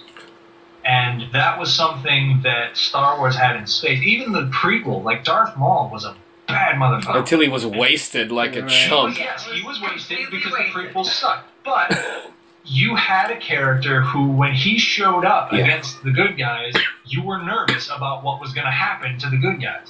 When Kylo Ren has such a hard time managing anything against Rey, and then you've got Rey and Finn together with a lightsaber in the snow, there's not exactly a feeling of great tension. You don't feel like anything is really at stake because you don't feel the same level of menace from that You're fairly villain. sure that the good guys will overcome. Yeah. And even if it's fake tension, because we all sort of have an idea that in the end of a film, your good guys are probably going to win. Or at least win. The Avengers are going to beat Ultron. It's going to happen. Right. But how does it happen? And how much of a threat do you believe And who Ultron might is? we lose along the way? Right. Yeah. Because the best benefit of new characters is none of them have that kind of nostalgic cachet yet. You don't know who of these characters are going to make it to the next movie. And I definitely feel, though, like that's another problem with the fact that the movie was made in a way where it doesn't work on its own. Yeah. And they went, like, we don't have to resolve all these conflicts or show you all these certain things because it's really one big thing. Big story. It's 1/3 of a film. Yeah. And that seems like maybe the wrong choice to make because it's not satisfying in that same way. You don't get to see the same arcs that you'd like to see. Like, I really do feel like you needed another scene with Han Solo, like yes. with Kylo and Han Solo, to establish their connection to each other before. Or at least with maybe Han and Leia talking about their son. I feel like he needed to see one of his parents. I think there's a connection with the parents. His relationship to him before he kills Han Solo, because if the whole thing is supposed to be like what it was with Vader, and he's got to be redeemed at the end, I've got to see that he's got a relationship with that guy that he just stabbed in the chest and then threw off a random bridge in the middle of whatever the fuck that thing was. That random Mortal Kombat stage. What is with those things? They have so many of those where it's just one singular bridge, there's no railway, there's no guardrails, nothing. I'm telling you, Mortal Kombat stage. Seriously, that is an OSHA violation. I saw that and I was like, they have no guardrails? What? They got no guardrails, they've got no rope attached to their waist. The thing is narrow as fuck in front of a giant... It's like, what is this? Who left this here? Right. What is this giant hole for? Every building in Star Wars is lousy with bottomless pits and high precarious catwalks without a single guardrail. One bridge. There was only one bridge. There was only one. Going across that giant... So if you wanted to cross it and you were like... Right. Tough luck, you have to go to that bridge and cross it. And also, it seemed odd to me that he'd be like, no, I'll come to you, Space Wizard, in the middle of the bridge with the no Such a bad idea. You could literally, you don't even have to use the Force, you can just push me off. You could have done this on the bridge. Just shake the middle of the bridge and I would have fallen. I'm old. Yeah, it just seemed a little bit silly. That's but in the writing thing, I feel like that scene was weird to me just because when he's like, I feel like I have to do a thing, and I don't know if I have the strength to do the thing. Han Solo can't be an idiot. He's like, I believe you. He couldn't have gone, you know what, I bet you that thing's like putting the lightsaber away or something. You know, what does he not have the strength to do? I bet you it's, you know, telling that big giant Gollum guy, I gotta go, man. Big Grandmaster. I quit, buddy. Hologram buddy.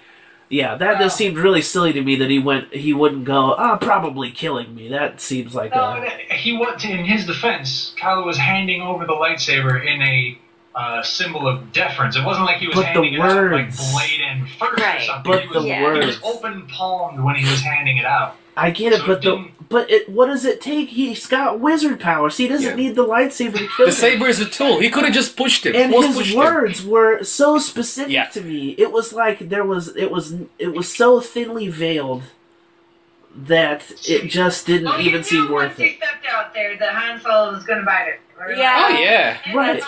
But it seemed like Han Solo was the only one that didn't know. Yeah. And that bothers me that he was just like... Because even Chewie was like, you know? He was like, maybe don't do this! That seems kind of dumb. I don't know. That part really bothered me. I feel like that undercut the fact that he killed him because... he got killed in a way that made me think about it too much. I was just like, why would he make that choice? To me, though, I guess when I was watching it, it wasn't a death for Kylo Ren. It was like a death... I don't know, I felt like the death belonged more to Han Solo in, like, the sense of it was more important to him than it was to Kylo Ren. Like, Kylo Ren, killed him and whatever. And I understand that was supposed to be his dad, but if he's been gone for so long, they obviously established that they're disconnected, that he doesn't want to see Han, or maybe that he's already... Oh, so it's just one final fuck you to that character. Pretty much. But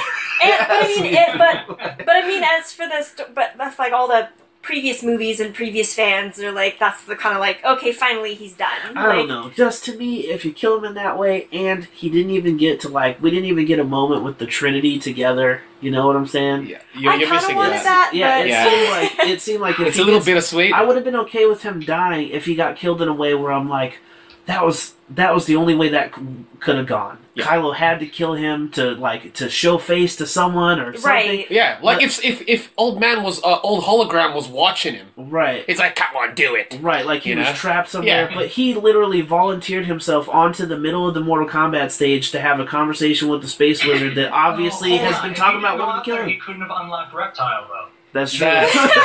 Very true. Toasty! We didn't get Toasty either. He's an achievement hunter. What are you going to do? And for the young people watching, that's a reference to Mortal Kombat 1. Yeah.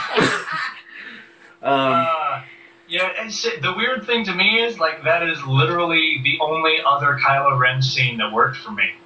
Was the death of Han Solo. Really? The opening scene where he's the badass out on the desert plains, Right. and then that scene where he kills his father. I would say that scene would have worked for me if the end scene was following up on that scene emotionally, which it didn't. It just sort of ended. Yeah. Like, the emotion, like, I killed my father, I don't know if I want to do this, but I finally get the gumption to do it. Yeah, and then I go he get didn't my change. ass handed to me, but if my ass was handed to me because I can't quite make that choice, or I'm questioning that choice, Right. again, that would have worked Yeah, a little I bit definitely like better. that. And it would have made all the whiny stuff a lot more powerful and understandable. You know, it's an interesting point because just earlier this week, I actually read somebody make a very full-throated and intriguing defense of Vader screaming no at the end of Episode 3, which is probably almost everybody's most hated part of that movie. Right. Next to Jar Jar, maybe the most hated part of the prequel trilogy. Yeah. But what they were saying was, look, you needed him to have that emotion so that you can see that this is like the last gasp of the man Anakin Skywalker was. That feeling the pain of that death means something to him then, and when we pick up with him again in Episode 4, he has become cold and emotionless and completely without feeling, just a machine of death and warfare. He has killed the part of him that was Anakin Skywalker. We need to see it that one last time so that we can appreciate the difference when we see him again and he's excised that part of him. So seeing a time when Kylo really is mourning his father and somewhat horrified at what he had to do, and yet fighting through it in order to get Rey and Finn because he's made his choice. But he can't really get them because he's still his head isn't completely in the game. Well, I agree with the Vader thing, except for I don't feel like people's problem with that was that he yelled no. I think I feel like that they understood that the emotion part of it. I think it was how dumb. Yeah, it was sounded. the execution. To me, the issue was the execution of how it literally was. sounded like an old black dude going no into a microphone, and obviously that's not going to sound super good. And they didn't express. I think they should have had him freaking out as they attached all the armor to his broken body. Sure. That would have been more effective. There would have been so many things that were execution. So much more Right. effective. Again, I don't think it was the emotion part of it. Actually, I will briefly promote. There is a series of videos we found last week in our preparation for Force Awakens. Somebody did an edit of the original or the prequel trilogy called the No Cheese. No Cheese? Anti-cheese. Yeah, we watched it. I watched it, yeah. Really good. They're great. They're great. Really good. I mean, I couldn't believe that they made me root for Anakin. Are you kidding? Anakin? Episode 2, like excising 15 minutes of Episode 2 made an entire world of difference in how much you like Anakin Skywalker. And the edits are great. It was crazy good. Anybody listening at home, the anti-cheese edits of the prequel trilogy are well worth watching. Now, mind you, it does not make them into great... Oh, no, yeah. You can't. No. It's not a new film altogether. It's just editing it to the point where it's like, it's not as bad. They're more like really boring episodes of a TV show than really bad, horrible movies. But I think as anybody who's looking to create, I think that's like why watching the original prequels, then watching Anti-Cheese, and then also listening to those Plinkett reviews are really great for learning how to tell stories and what works and what doesn't. You know, there's a difference. Like, everybody's like, well, movies and comics and TV shows and any media, that's all taste. Not necessarily. There are a lot of base things that go into making a story that you've either got or you don't got. It's like the difference between good special effects and bad special effects. You know them when you see them. Yeah. And that's the same with story. So you can like a bad movie, and you can like or dislike a good movie, but sometimes it's the structural things that go to them that really make them what they are. why. And furthermore, while the tools that you have at your disposal in making films or television or comics or novels or whatever, the tools might be different, but story is story. And the things you can learn about how to effectively tell a story and why stories can fail, that's going to make you a better storyteller no matter what medium you want to work in. Well, how did you feel about Supreme Leader Snoke? I thought it was badass. I liked it. I didn't even like... I don't know if they're playing him as being just projected really huge, but I would be totally cool with him just being a giant. I don't know if I'd be cool with him being I'd be cool with that. That sounds awesome. Yeah, I mean, we'll see. There's nothing in the Star Wars lore that's like... What if he's like Yoda? But there's nothing that directly contradicts There's nothing that directly contradicts it. I mean, it can be like the risk of giantness may be going into the silly pants realm, and when you go into the silly pants realm, that can be very fun. But it depends on the tone of the film that you're trying to create. Maybe There he was drinking already the same energy tonic that right. Ken Griffey Jr. got on in that episode of The Simpsons. Wow, you're really bringing it back. So, anyways, I would say that he was fine. Like I was perfectly whelmed by him. I wasn't underwhelmed. I wasn't overwhelmed. I was whelmed. I was like, well, very nice. Pseudo, Sith Lord. Good deal. I'll have to see more to see how I truly feel about him. Like, he's in that neutral zone until I see other stuff. Mm-hmm. He's just kind of cool. Well, I think, first, Robin would be proud of your state of whelmed. Yeah. But also, I think that it's hard to say what's silly when you've got, like, giant space pig drinking out of the fountain, or, like, tentacle monsters running through, attacking all these bounty hunters or whatever. There's a lot of silly to go around, so I don't think, like, a 14-foot dude wouldn't bother me all that much. Especially if he doesn't even, like, use a lightsaber. He's just, like, I want it to be all Force. Armies of people using the Force. Yeah, to me, that would make it way more legit and way more threatening as a villain. The minute that Yoda picked up a lightsaber, it got so much less cool.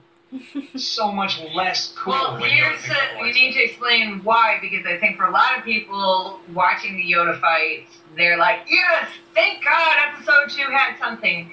So what's the reasoning behind why? There's 2 reasons. There's the big reason, there's a little reason. Little reason is because he looked silly, jumping around like a little... Which you're not or badass. Silly or badass, in brackets. Like, best case scenario in there, you've got, one of your most loved characters in the franchise, and 50% of the audience thinks he looks ridiculous. Right. But the big reason is it contradicts everything that he was talking about in the original series. That the Force is the most powerful thing. That's exactly. And that it's used for defense, not for attack. Every time Yoda was shown leading clones to war, I was like, that's not fucking Yoda. Yoda would never lead people to war. Yoda would try and find some other way to protect life or something, but he wouldn't directly involve himself in, the mass carnage of warfare. That's true, but we got a sweet Soul Calibur character out of it. and I feel like that was worth it. That was worth it. Well, Starkiller was better. Yeah, Starkiller was better. We keep saying it's like... It was so sad that they didn't somehow include that character still in the canon. I want him to. I want him to be part of actual canon. I wanted the to base me, that's to be legit. named after him. I thought they would just be like, named after fucking General Scarkiller or whatever his name was in the final version. And plus, that actor's around. You could easily just throw that dude in some old dude makeup. Be totally fine. I love that actor. Speaking about that. I've loved that actor ever since he was in Battlestar Galactica. He'll always be Crash down to me. Yeah. Speaking of what? I was wondering, speaking about old people going back into the movies or whatever, just wondering how you guys felt about Han Solo and Leia again. Yeah, seeing those guys I thought it was cool seeing them. But I mean, I'm not familiar with them in other movies, but I thought it was just cool seeing them in the movies again. Right. Yeah, the one thing that disappointed me about Han dying is not getting more of them. Right. Yeah. Be good together. It was great seeing him at this age still being Han. Yes, they looked great. Yeah. I wanted to see him see Lando again. Though. See Lando again? I wanted Billy D. Williams to show up. There's still 2 more movies. There is. I really liked, going back to the Han death, I really liked Chewbacca's reaction. Yeah, he went fucking ham. He But lost his shit. I felt like it was also slightly undercut that I couldn't help but notice every scene as soon as Chewbacca had to start moving, they would cut away from him. Because that dude that plays Chewbacca can't fucking walk.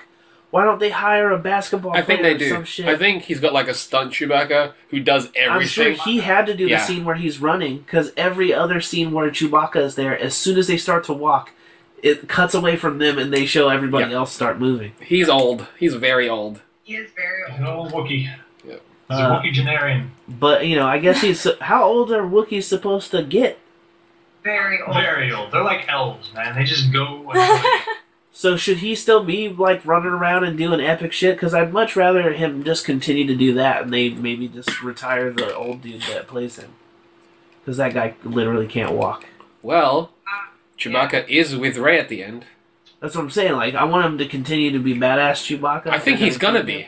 I think he's bowcaster basically. is way cooler than I was expecting it to be. Which one? His bowcaster. Oh, he's Yeah. yeah. That's the best weapon. Yeah, I tried using that shit in the game and it didn't seem. I think that even surprised Han how badass that was. Yeah. Which And that I was cool. also had thought that bowcasters were supposed to be so legit that only Wookiees could use them because they were so buff. Yeah, the kickback was so strong. or Yeah, something. that only a Wookiee could use it. But then, like old ass Harrison Ford seemed fine with it. But that's how he died. The joke. He picks up Chewie's bowcaster and fires it and knocks him off his feet or something. Right. That would have been a good moment. Mhm. Yeah. Also, I was under the impression that you couldn't use a lightsaber unless you were a Force user because it was supposed to be They changed- too buff yeah. for you to use. They went- it. They never changed that. Han uses a lightsaber to open up a tauntaun on Han. But I thought that was something that was spoken that you couldn't do it. Nope. No. No, never was. Anybody can turn one on. It's crystals and it's two crystals. One crystal for color, one crystal for power, and then electronics in a harness. That's all it is. But it's not supposed to be super heavy. Like No, Thor's no, hammer no. kind of status? No, not No. Thor's hammer. But I remember them saying like, you have to hold it with two hands the whole time because the shit's so heavy that you have to be holding it like in the original Actually, no, movie. they did do something like that with the way that they choreographed the fights in the original trilogy, but it was all for the metaphor of how the fight was taking place, not for the anything they were saying about the lightsabers. They started with a two-handed grip with Luke in the first movie because he didn't know what he was doing. He was really uncertain, and with each progressive film, as he got better and stronger and more capable, he could use a wider range of grips and fight with a more open and flowing style, so you could see his progression as a character through the audience's eyes, but it was never anything about, just a The weight lightsaber's of the weight. object. Yeah, I will that'd accept just that, be impractical. but I'm pretty sure I just heard Mark Hamill himself say that was the case, that they kept Maybe he telling him. forgot. At least in the first movies, they might have changed that. They changed it a immediately. lot, yeah. But he said that they originally kept telling him the reason he had to have two hands on it is because they're supposed to be too heavy to wield with one hand. Maybe, but that's Well, it might have been something they said, but They it's might have clearly Yeah. something they didn't But I keep find it in, interesting. like, canon. even I think in the third movie he's doing a lot of one-handed stuff. Yeah. But that was, while we're talking about lightsabers, I feel like, especially because that was one of the things I was looking forward to the most, I was a bit let down by the lightsaber combat in this movie. Mm.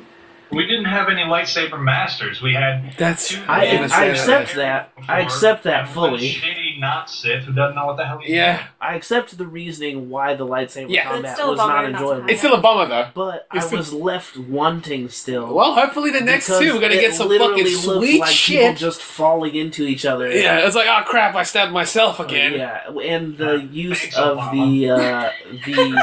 the cross guard. Yeah. The That use cross of the guard cross is- guard was just pointless. I'm gonna burn your jacket! It should have just been a regular lightsaber, Yeah. but they wanted a Darth Maul moment in the trailer, and they didn't even use that fucking scene in the movie. And I Right, was yeah. looking for it. So every scene that he walked into, I was like, nope, it's already lit up. He's not going to do Oh. it. Nope, it's still lit up. He's not going to do it. Different thing though. Yeah. When Rey gets the lightsaber, Yeah. Luke's lightsaber, Yeah. the sequence after that where she has like a hallucination or whatever Yeah. and goes through all those different things. Cave. Is that that's a thing that happens? Is that Yeah, normal? nowadays. Oh, okay. Yeah, It is now. Flashback time. I just wasn't sure if that was supposed to happen. It looked, Well, and I the couldn't. cave thing is a story point, like that all Jedi kind of, or people who have, I guess, the Force, but it's mostly used for Jedi, like they go through a trial, and that trial is sort of the cave where they have to face themselves. That's not their her past, cave. I don't know, it felt That a wasn't lot her like her cave. cave to me. She didn't confront 'Cause her Luke had a past. cage. She saw visions of other people's pasts. Yeah, that's why it was weird. It was more. Didn't she see hers too? She She saw herself as a little girl. Yeah, she saw her flashback, she but saw not her herself future. as a little girl, and she saw the plane leaving or whatever. She didn't see her future. But to me, that all implies like that Yeah. she has to be a Skywalker. I know, or a because connection. That's she not. got Yeah. all that from touching Anakin's. It's fucking too blade. random to not be. Yeah, I guess for me, I just didn't understand exactly what was happening. I couldn't tell if that was a good thing what just happened or a bad thing. Right. It was interesting, and it was a really interesting way to really quickly show you parts of the story they weren't going to elaborate on. And that scene where they showed Kylo Ren and the other Kylo And the Rens knights. behind Yeah. him. Do you feel like That was those a waste. people are not some of the other Jedis? students of They would Luke? have to be the other Yeah. Jedi. Like the what I was able to piece together from the movie is that at some point Kylo goes bad, convinces some of the other Jedi that he knows better than Luke, kills the ones that didn't join him, and then takes off to become part of this new order. Right. That's why I feel like it makes it a bit less impressive on Kylo Ren's part, where they have to be like, Kylo Ren has to be super badass because he killed all those Jedi. He probably didn't do much killing in that fight, which I think is all building the fact that he is full of shit. It's reputation. Yeah, it's that everyone. He's very assumes that reputation-based, They think of him as the killer of Yeah. those people because he made those other guys. Yes, do and it's all like, the and plus, killing. like, did you know he's the relative? Yeah, he's the really grandson. Skywalker. He has to be the most. He's powerful. gotta be. Like, he's Darth Vader's grandson. He's gotta be this shit. But he's like, nah, no. I really feel like that's all them on purpose. Absolutely. railing I in think that it's guy's definitely full on of shit. purpose. It's definitely on purpose. Again, if that was their intent, they should have given us another villain that could have filled Yes, the I mean, role. I think Snoke should have I shown think more Snoke shit. was supposed to, Yeah. but he didn't do anything. He just, he hologrammed. Yeah, he was just there to be super weird looking and stare into the camera or whatever, which was fine. What did you guys feel about his design as far as like him being CGI versus so many of the characters being practical? They did CGI where they needed to do CGI. You know, the little old lady is Maz. Yoda. Mascota. Yeah, new Yoda. Maz Kanata is also CG, and it was great. I liked her. I think she was great. I think she was fantastic. They kept and the saying- face was so expressive. Right. They kept saying in the promotions though that Snoke was unachievable in live action. Bullshit. But I feel You like might not have based seen yet. right, I'm saying just based on what they showed us, Yeah. I feel like they easily could have just had Andy Serkis play that with some makeup on and change the design. But like slightly the actual makeup, make him look in green camera screen like the makeup, he's big or whatever. something. It was weird. But yeah, if he takes his robe off and he's got like 42 arms or some shit, then I'm like, okay, yeah, that He's makes got like sense. he's just like covered in nipples. Right. Or he's just a floating ball sack like Zordon, Power Rangers. We just watched the old Power Rangers 90s movie again, and Wow. and I do that. when Zordon gets busted out of the crystal tube that he's traditionally, Oh, yeah. his He's just body he's is just a scrotum. is a giant scrotum, and I'm not sure why that was chosen, but Like it's hilarious. he's got a head, he's got a neck that's attached to a giant scrotum. Yeah, it's a giant, and that's gray just scrotum, how he is. and you can't unsee it once you see it. It was a real ballsy move on there. And the podcast explodes. There's an explosion. I'm gonna add. But yeah, as far as got sacked over that decision. what do you think? Because we didn't really delve into it as much, other than that she was underused. What do you think of what they did with Phasma for what they did show? She looked cool. Yeah, she does. She looked cool. She seemed really imposing. Super intimidating, and Really, yeah. she felt like a badass. She did. Mm-hmm. She did everything. Like, she was the Boba Fett of the movie. She doesn't really do much, but she's so cool. So she's like the Boba Fett of the movie then. Right? Yeah. Yeah. That's what I'm saying. Like, she looks like the Boba Fett, but she was also kind of like the Boba Fett where she did really nothing in the film. Yeah, she didn't do anything, but because she seemed so cool, like, in our brains, Yeah. she's a much bigger deal Yes. than she was on screen. Like the But do you think, like Boba Fett, they are done with her now, or do you think that? Boba Fett, she gets at least one more movie. Well, until she falls into the Sarlacc pit, which in this case is going to be what? But Boba Fett wasn't in the first one until no, he later. wasn't. He was in the second two, the last two. No, they said that he was in the first one, but he was edited into. That doesn't count as him being. It does. It's Lucas canon, man. Well, that's also a thing I'm curious about. If you are okay with things like the anti-cheese edits, is it just that editing the movie once it's out is that bad, or is it just if you're George Lucas and you don't like the edits, then they're bad? Here's the thing: is I think a balance has to be struck. On the one hand, because it's true both that the artist always owns his creation, and yet there is an almost equal, if not equal, level that the fans own their love of that creation. I think that it can coexist. I think that we can't get pissed off at George Lucas for doing what he does to the movie. We can hate that he does it, but he can do what he wants to do. They're his stories. And if he wants to keep tinkering with them until he grinds them into paste, he can do as he pleases. It's his creation. But at the same time, if the fans want to give their own take, to put them, their own love into it, and put their money where their mouth is, more or less, I think that is perfectly valid as well. And George Lucas has always embraced that, as opposed to a lot of other companies that get super hard on cease and desist letters. Yeah. Lucas, from the beginning, was embracing of the fan community, of fan creation. Which is partly what kept Star Wars alive for so long. It's exactly what kept Star Wars alive for so long. That people could do fan films, and Lucas hosted them on a site. Yeah. That he would have competitions about fan films. That the 501st organization of fan stormtroopers could become such a big deal, and he brings them into the film series and canonizes a fan group as part of the story. That's awesome. It's amazing. It is amazing. And so, because Lucas himself has been so embracing of it, I see no reason that the rest of us can't also. If he came out and got really pissed off about it and said, my movies only, whatever, I would probably still hold the same opinion, though, because I think that there is a valid level on which a fan's ownership of the ideas presented is an enrichment of the ideas presented, not necessarily a detraction.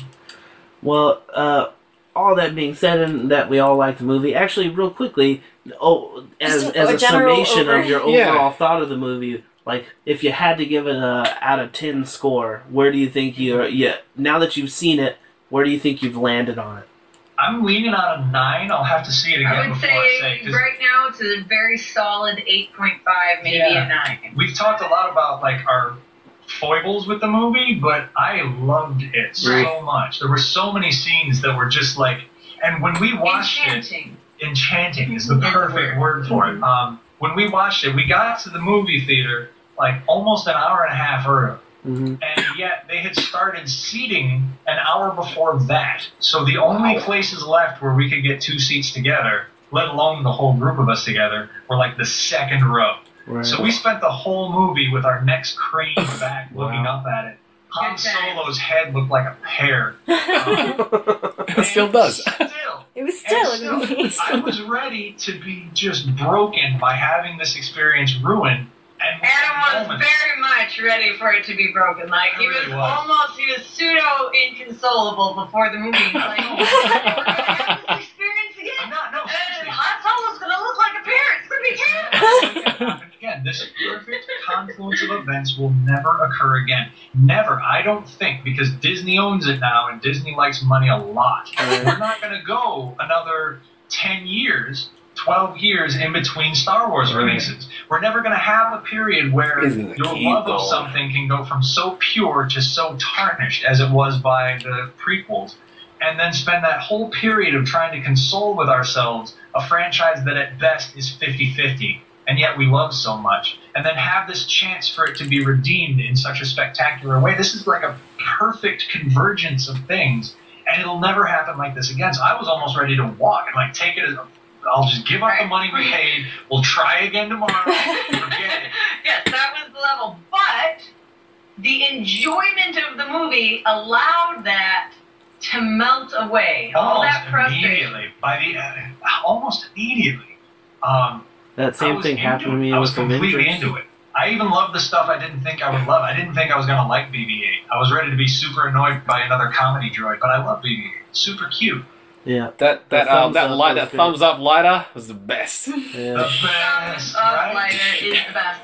And for all our complaining about Kylo Ren, he's still got a lot of great potential. And Yes. the actor did a really good and job with that still part. some The very emotion good came moments. through. I And- just wanted a villain that I could be scared of or something. Intimidated by. Intimidated by. Ooh, And that's somebody snug. That creates stakes Right, for the but hero. even without that essential part, you weren't like, well, fuck that movie. You're still like, you know what? Even though it's got its foibles, still great. Yeah. Still super It enjoyable. managed to be funny without being stupid.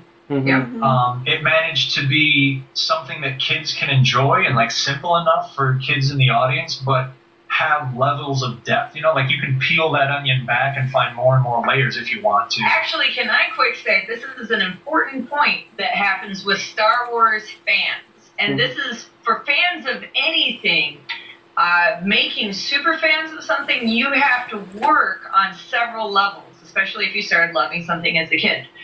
Ghostbusters, for instance, works on one level when you're a kid and one level when you're an adult. Like half those jokes you don't get when you're 8, but you still love watching them bust ghosts. But that's the kind of stuff that allows you to create a lifelong love of those movies. And what I found is, what me and Adam had found going to all these conventions that we do and, you know, talking to all these people and what have you, is if your first movies with Star Wars were the prequels, we're far less likely to love Star Wars the way that a lot of other people love Star Wars, in part because those movies don't grow old with you. Yeah, the more you watch them as you get older, the less entertaining they become. As opposed to the other kind, like the original Star Wars were, like Ghostbusters, like Back to the Future, like a lot of those classic Jurassic Park. The more you watch as you grow, you're constantly finding new things to love about them. Things you maybe didn't even know were there. Yeah. And that's something I think this movie can have that is going to set it apart. And you guys feel the same way? Where do you put it on your scale of 1 to 10?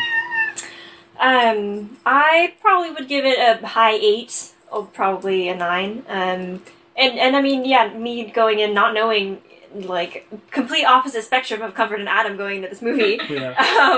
I still thought it was a great movie. Right. I think visually... Might work better. Well, visually, I think it was really, really cool. They had a lot of really cool action, a lot of really cool... we mentioned this after we saw it, but they had a lot of cool throwbacks to the older movies, which the throwbacks that they did were very iconic scenes and very iconic things. So that's pretty much the only stuff I've seen of it, is I know they have that cantina scene. Right. I've seen that a couple times, and you got the references. Right. You got your Steve Rogers moment. Yeah. So yeah, I thought it was a really good movie. I thought the actors did a really, really good job. I thought the characters were well established, even though they did, for me, pace a little fast. Like, the characters I wanted to see more of, they kind of flashed by. Right. But then that just means they'll be there later, and we'll go back to them later. More Poe Dameron. Yeah, I want more. More Poe, yes. Give me more Poe. Yeah, overall, it was a really great movie, and I would see it again. I remember we walked out of the movie, and I was like, yeah, that was pretty cool. Like, that was a cool movie. I had fun with that movie. We saw it the first time in 3D. I really want to see it. I want to see it 2D. So I can really get the full color experience and all that. I want to see it flat instead of vertical. Right. He doesn't want to see potatoes, damn it. Yeah. But, potato heads. And with speaking to that too, even though like the movie was really great, I think that was the most stressful movie, like pre-movie situation, not like the anxiety, but the actual theater. Like, it was so incredibly crowded. It was chaos to try and line up. It was a mess. It was such a mess. And it, like, we've gone to Marvel movies, like all tons the of time, them, and they're nothing like this. It was just because no one was out there to organize. Right. But that's specific to the theater. Right. But like, if you want to go like that, our experience was sort of tarnished for me just because we had some super annoying asshole sitting like 2 seats over that was just talking through the whole thing and like needed everybody to hear every quip he could come up with for every trailer and everything, and I was like, oh man, don't make me get real emotional. They'll just be like, look at that brown dude go crazy in the movie theater, and I'm like, I was getting so frustrated, and I was like, well, if I say something, it could just get worse. Maybe he'll get really snide or something, and he'll get quiet for a second, but then he'll just be making comments, and then it's just going to ruin my experience more, and it's going to obviously ruin his experience, because he is even more excited than I am, clearly. And so I was just like, just won't say anything, but man, that guy was frustrated. Yeah, that was a little distracting, but, whatever, it was still cool. I like going on the first days when you get the people who are the most excited. Yeah. I just don't like hecklers. I'm cool with you guys screaming when the Millennium Falcon shows up and you get those moments. I want to scream with you. I want to be part of it. I want to hear the applause. The applause happened often in our face. Yeah, I don't need you to yell out nerd like at certain scenes or like shit like that. It doesn't do anything. Yeah, it just doesn't do anything. So so that was kind of bad. But I did enjoy it, and I do want to see it again to really get my real opinion on it. But right now, I think at an 8.5. Yeah. I think it was really, really fast, so they skipped a lot of things, but it felt very much like, and this is not a bad thing, because I'm definitely a fanboy, but it felt like Marvel doing a Star Wars movie. Mm-hmm. The way that they stick to the storylines and stuff, like, we'll edit some stuff and we'll change the costume a bit, but all the characters you want to see are there, and we work them in. There's lots of little jokes. The jokes go over pretty well. Nothing's like too hammy, but the villain is a little underdeveloped and leaves you a little wanting. But there's lots of questions because we plan on throwing 9 more movies at you. And I'm fine with that because I really like those movies. You're watching a long-form TV. Exactly. Yeah. It's in the theater. I think it's great because they definitely know how to treat the audience. Yeah. They're giving the audience pretty much lots of fan service, and I enjoyed it. Like, I walked in, I think the film's definitely like an 8.5. Yeah. I basically, like, once it finished, I was like, give me the next one. Yeah, I'm really excited. And that's, to me, that's awesome because that means I'm like, I like this enough so that I would, if they played the next one right there, I'd continue watching them all who's right doing the there. Next one? Ryan Johnson. Ryan Johnson. What has he done before? Do you remember? No, I can't. Looper? Looper? Okay. Looper. I liked Looper. Looper was good. I think it's that guy. Oh, I did though, because you're talking about the. Yeah. I liked the parts that they did throw back where they did the scene. Changes. She liked the transitions. Yeah, I thought they were cool. The screen wipes and stuff. But see, to me, that's fan service and excellent fan service. Like it feels old school. Yes. Like we were saying earlier, just very subtle subtle things that they did. They didn't call to it. Did you guys see it? Did you guys see it 3D or 2D? 2D. Okay, yeah. We almost saw it 1D. The only thing that I think makes the 3D worth it is when they show that Star Destroyer. Is that what they're called? The Star Destroyer? The big triangle ship? Yeah. There's a scene where it is like right in camera. And it's like the arrowhead is like over you. Yeah. The ship is so close in frame, like it's both sides of the ship are touching the edges of the screen. Yeah. So that whole ship is jetting forward. And I think that was the most effective use of 3D in that whole movie. I was like, holy shit, this just made it worth it. This made it worth the extra 3 I think months to see that the 3D use in in Star Wars, I know it was like a 3D conversion after the fact, but they definitely knew where to put the 3D. Yeah, they're getting better at that. I was sad to miss that the scene where they're hovering over the water. Yeah, it didn't feel as 3D to me. That was so crazy in the trailer. I was like, oh, why isn't that in this? But when they were like fully zooming into like that old ship on the desert, doing the loops and stuff, I was like, that's nice.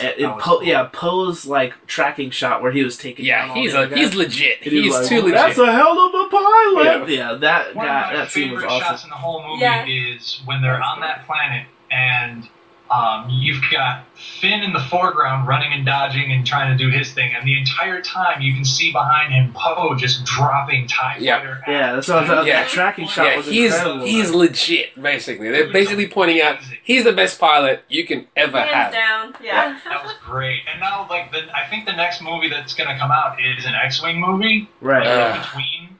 Sick. And, Rogue One. Rogue One, yeah. Yes. But that one is a prequel. That was a prequel. No, that one is a prequel.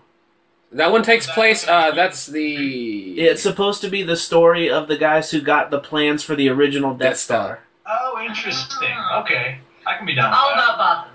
Yeah. And I'm excited about it just because we might see Vader in the background. And Donnie Yen is in it. Yeah. And again, Vader is alive during this time period. Bring Starkiller, please. Oh man, if Starkiller was in it, bring Starkiller in this because it would make sense time-wise. He's around. I know. That actual Do actor, it. It would be so Have cool. him fight Donnie Yen and shit. Creamed. Oh, that would be amazing. I would cream jeans. That would be pretty amazing. But now you said your score was an 8? 8.5. Now, all that said, going in real quickly, because we've already been talking for 2 hours, where do you think it's going in the future from here? Like, from what they set up, what are you expecting from episode 8? I'm expecting to have a lot more potential Jedi, like where Luke is and what he's found, because you've got a whole, galaxy to play with. Yeah. We don't even know what he went to that planet. Exactly. Right. So, whether we have more Jedi or other Force users, like in the Star Wars lore, there's a lot of other people who use the Force that aren't Sith or Jedi. Right. There's like the crazy bitches. The Witches of Dathomir. The Witches of Dathomir. There's even other like aliens that come into the Star Wars lore at one point that don't use the Force and can't be seen by the Force, and they're called the Yuuzhan Vong. Oh man! So there's just a lot of potential out there for what Luke could have found that would be different. I think that anybody holding their breath for classic bits of the expanded universe to show up in these movies is making a mistake. Yeah. I don't think they're going to take any of it, not a bit of it. I would say they would, like, for instance, in the other, stories and books and stuff, like Han Solo and Princess Leia have kids, and they have Jason and Jaina, and then they have the twins, and then they have Anakin. And in the story, at one point, Jason does turn to the dark side. So this is essentially like, his name is Ben, but when I saw him, I'm like, oh, it's Jason. Yeah. But that's sort of part of my point, is like, it would have been easy for them to have him named Jason if they had any intention of using anything from They're not, though. the expanded universe. They're not going to use that, but I think they'll use, elements. Here's an element of it, and we'll just pop it in. I mean, maybe like some concepts. That's what I mean, like elements, like ideas. Like ideas from the expanded universe. See things where we want to see things, but I think that it's going to be a case of like there's only so many stories in the world, and the fact that this one is kind of similar to that one is coincidence, not intent. And we'll have to see. I think that's the thing, is not to hold the breath for this, but like they've got a lot to pull from. Right. And just like Marvel and DC have a lot to pull from, those movies don't look like the Marvel and DC movies. Don't look like the comics that I grew up reading, but they have a lot of the aspects. They feel like it. They feel like the actual characters, and I think that's their goal for this at this point. Yeah. They just want the world to feel like the Star Wars world that people fell in love with the originals and even the prequels, even though they They're weren't. just like, hey guys, see, it's all fine. It's all good. Fine. We're all good here. You want to continue buying all this shit that we pump out every Consume! Consume! Consume all this! Exactly. And, I think that's cool, man. I'm excited for it. For me, going into episode 8, I'm excited to see the evolution of Kylo Ren, because I really think it's all about that. I think this movie was about seeing past his facade and seeing where he goes with proper training.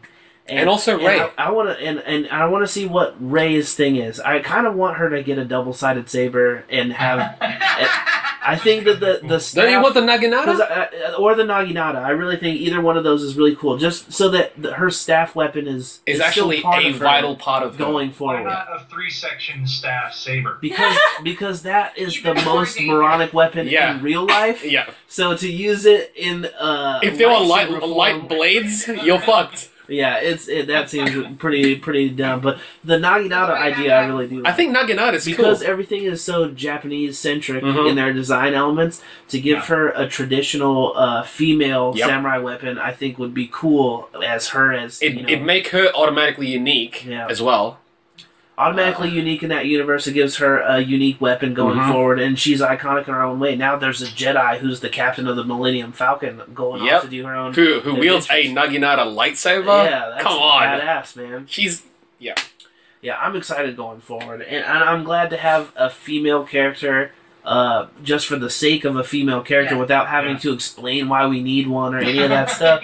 They just go, here's a girl, she doesn't need help all the time. She clearly doesn't, because she's raised herself in a She's sense. a character, it doesn't matter that she has boobs, she just happens to have them. Yeah.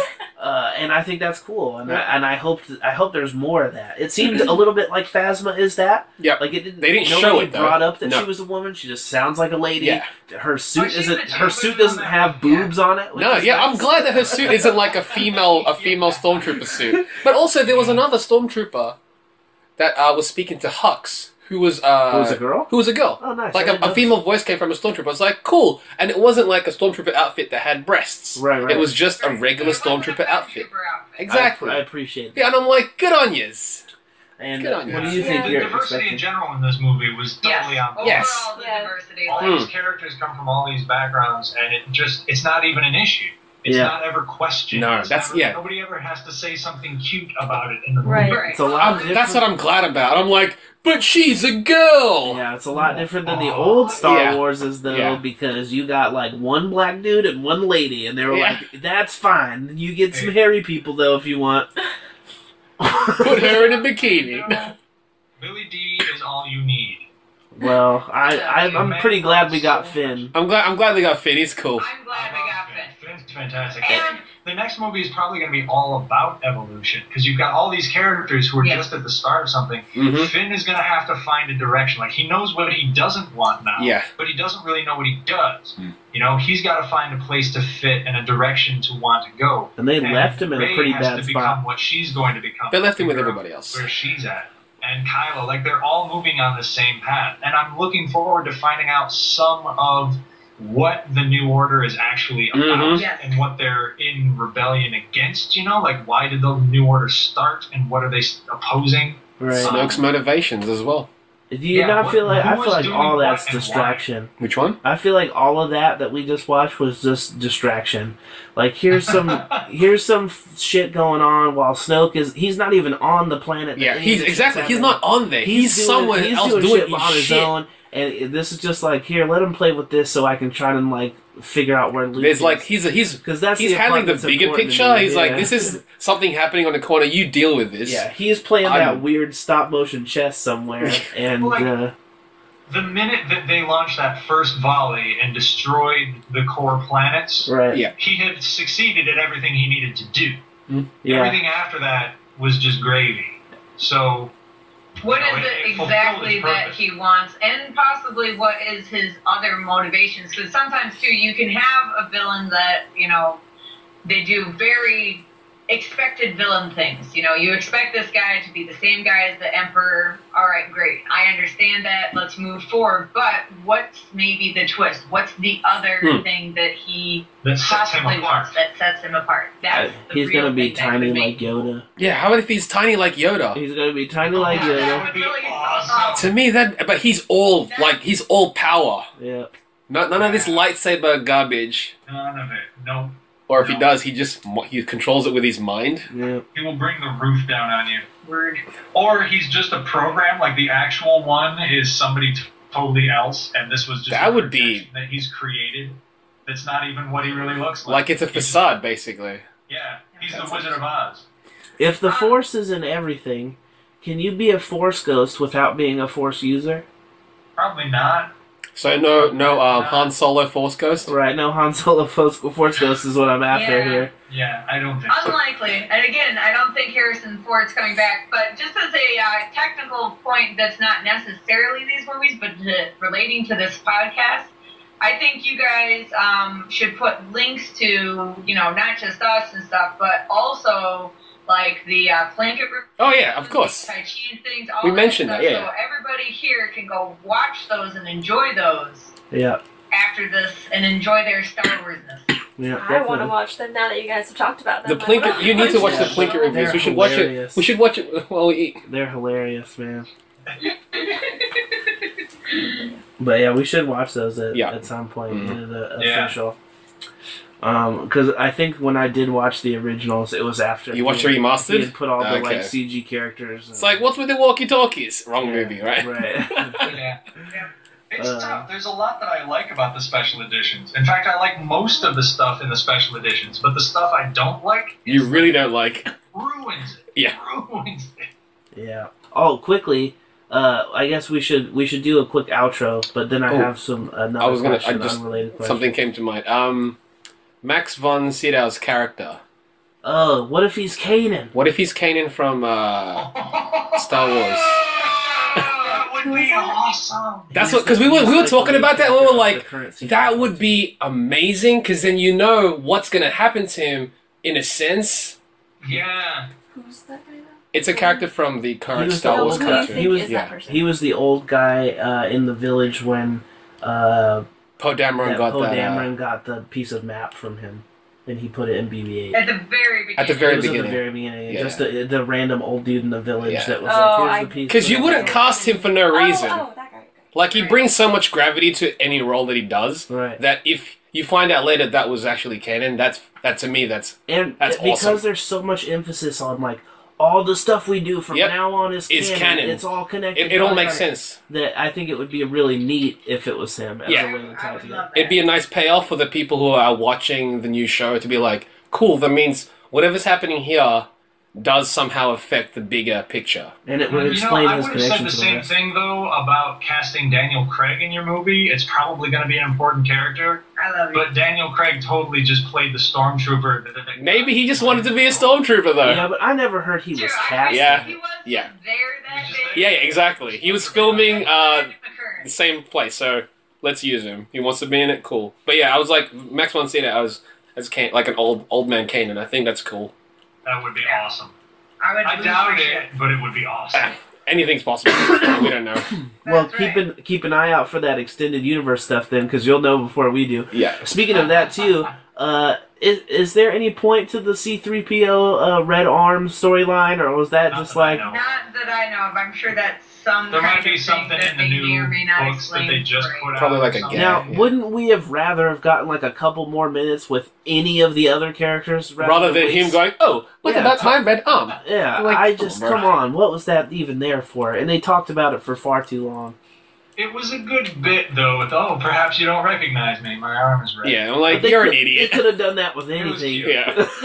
Perhaps you don't recognize me. I'm only a head. All the marketing and stuff has him with the red arm. Yeah, and it was like, well, what does that mean? What's the red arm? What's all but that? And then by the end of the movie, he just has his regular arm back, and they never talk about it again. It was like, what the fuck? Why they put in all that shit?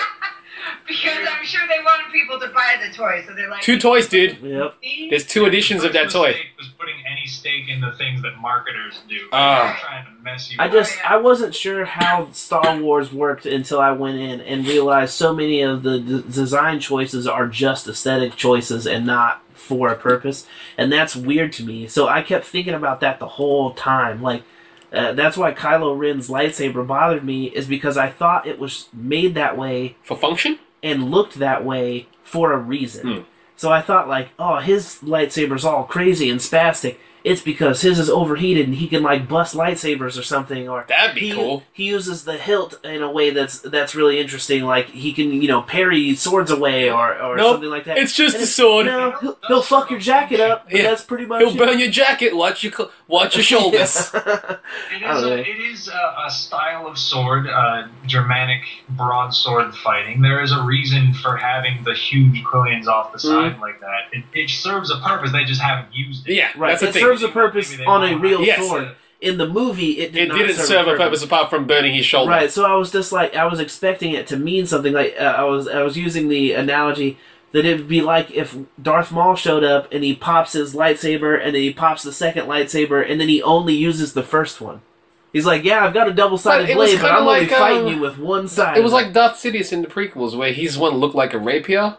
Right, but he did fight differently because of it. Did he? And it's still only one blade. It doesn't have an extra blade. Suppose. If he had a second blade and you never see him use that second blade, then it'd be kind of weird, I feel like. So check out my nunchuck, but right. I'm just going to use it to cut you. And the Tonfa stormtrooper was cool, though. I was glad. The Tonfa stormtrooper was rad. Cool. Yeah, that was cool. Shame it's weird there's only one of them that had a ton. One shock trooper for the whole thing. What about like 7? We just didn't see it happening. I guess maybe. It was kind of a big fight. There was an awful lot going on. He was getting owned by him too. And that guy's only there if there's a dude with a lightsaber. Because it's apparently the one thing a lightsaber can't cut through. Yeah. So if you're on a team of guys who are using Darksiders and you know that Luke Skywalker exists, that's true. That makes sense. The last iteration, you're probably gonna want. You don't want to be the only guy of guys who can take on lightsabers. It's fair, but I also feel like if they were to face Luke Skywalker, they would get creamed. Yeah. The Force guy was like, "I'm just gonna push you. I'll push you." I didn't say they were there to beat him. Yeah, okay. Just right. Off for a couple minutes. That's fair. Minutes, you're giving credit. Ship and gets out of there. That is very, very true. But to wrap up the Star Wars portion of this, because it's been on so long now, we got to edit this into a small thing. We all enjoyed the movie quite a bit. I feel like if it got an average of an 8 pretty much across the board, so that's high. That's pretty good. Yeah. At least. So, I'm pretty okay with that, and I feel like with a new director in the next one, it's all more questions. You know, I'm pretty excited about that. That's good things. Again, check out Comfort and Adam, and check out the Red Letter stuff. We're gonna put all that stuff in the links as we normally do. Be sure to get their self-publishing book and publish some comics and stuff. Get their self-publishing book that's been published by someone else. You can check out our self-published material. Yes. On the Dark on Amazon, Unique's releasing on our website. We'll have all links up to that too. Soon to be collected in trade paperback. Where can they find this all at? ComfortandAdam.com. There you go. One-stop shop for all things Comfort and Adam. And if you're a Star Wars fan, you can do a similar thing. Is you can get the original versions and then their updated versions where they edited some stuff because they've compiled it and made like a special edition where you guys like updated panels and stuff, right? I like to think of it more as the Lord of the Rings extended cut. Attach it to something that's better. I don't know. I read the updated version. There was a lot of flashlights in there. The scene of Jabba the Hutt in the first. I saw a lot of walkie-talkies added. Added all those out. That was the way to go. The musical number. In the there you go. Gotta get that Spider-Man dance scene. If anybody does go and they read the current issues of Uniques, you can always email us, and I'm happy to send you the original versions of what you've read because I think it's a really good learning experience to see what we changed with all the years of knowledge and experience because those issues originally came out in 2008. And now we're redoing them in 2015 into 16 here. So and you guys post that stuff too. I've seen you guys post up comparisons of the new artwork and old artwork, and it's always rad to see. So definitely check that out. Definitely check out these movies and let us know what you guys thought of the new Star Wars movie and give us your score out of 1 out of 10 for sure. I want to know how people are standing on this. Yeah. Give us your favorite character and your least favorite character too, just because I'm really curious. So for now, everybody involved, stay chipper, Chap. Stay chipper. We'll see you on the next one. Bye. Cheers. What up, Chipper Chap? This is Chipper Chap Chat. What up, Chipper Chap? This is Chipper Chap Chat. What up, Chipper Chat? This is Chipper Chap Chat. What up, Chipper Chat? This is Chipper Chat.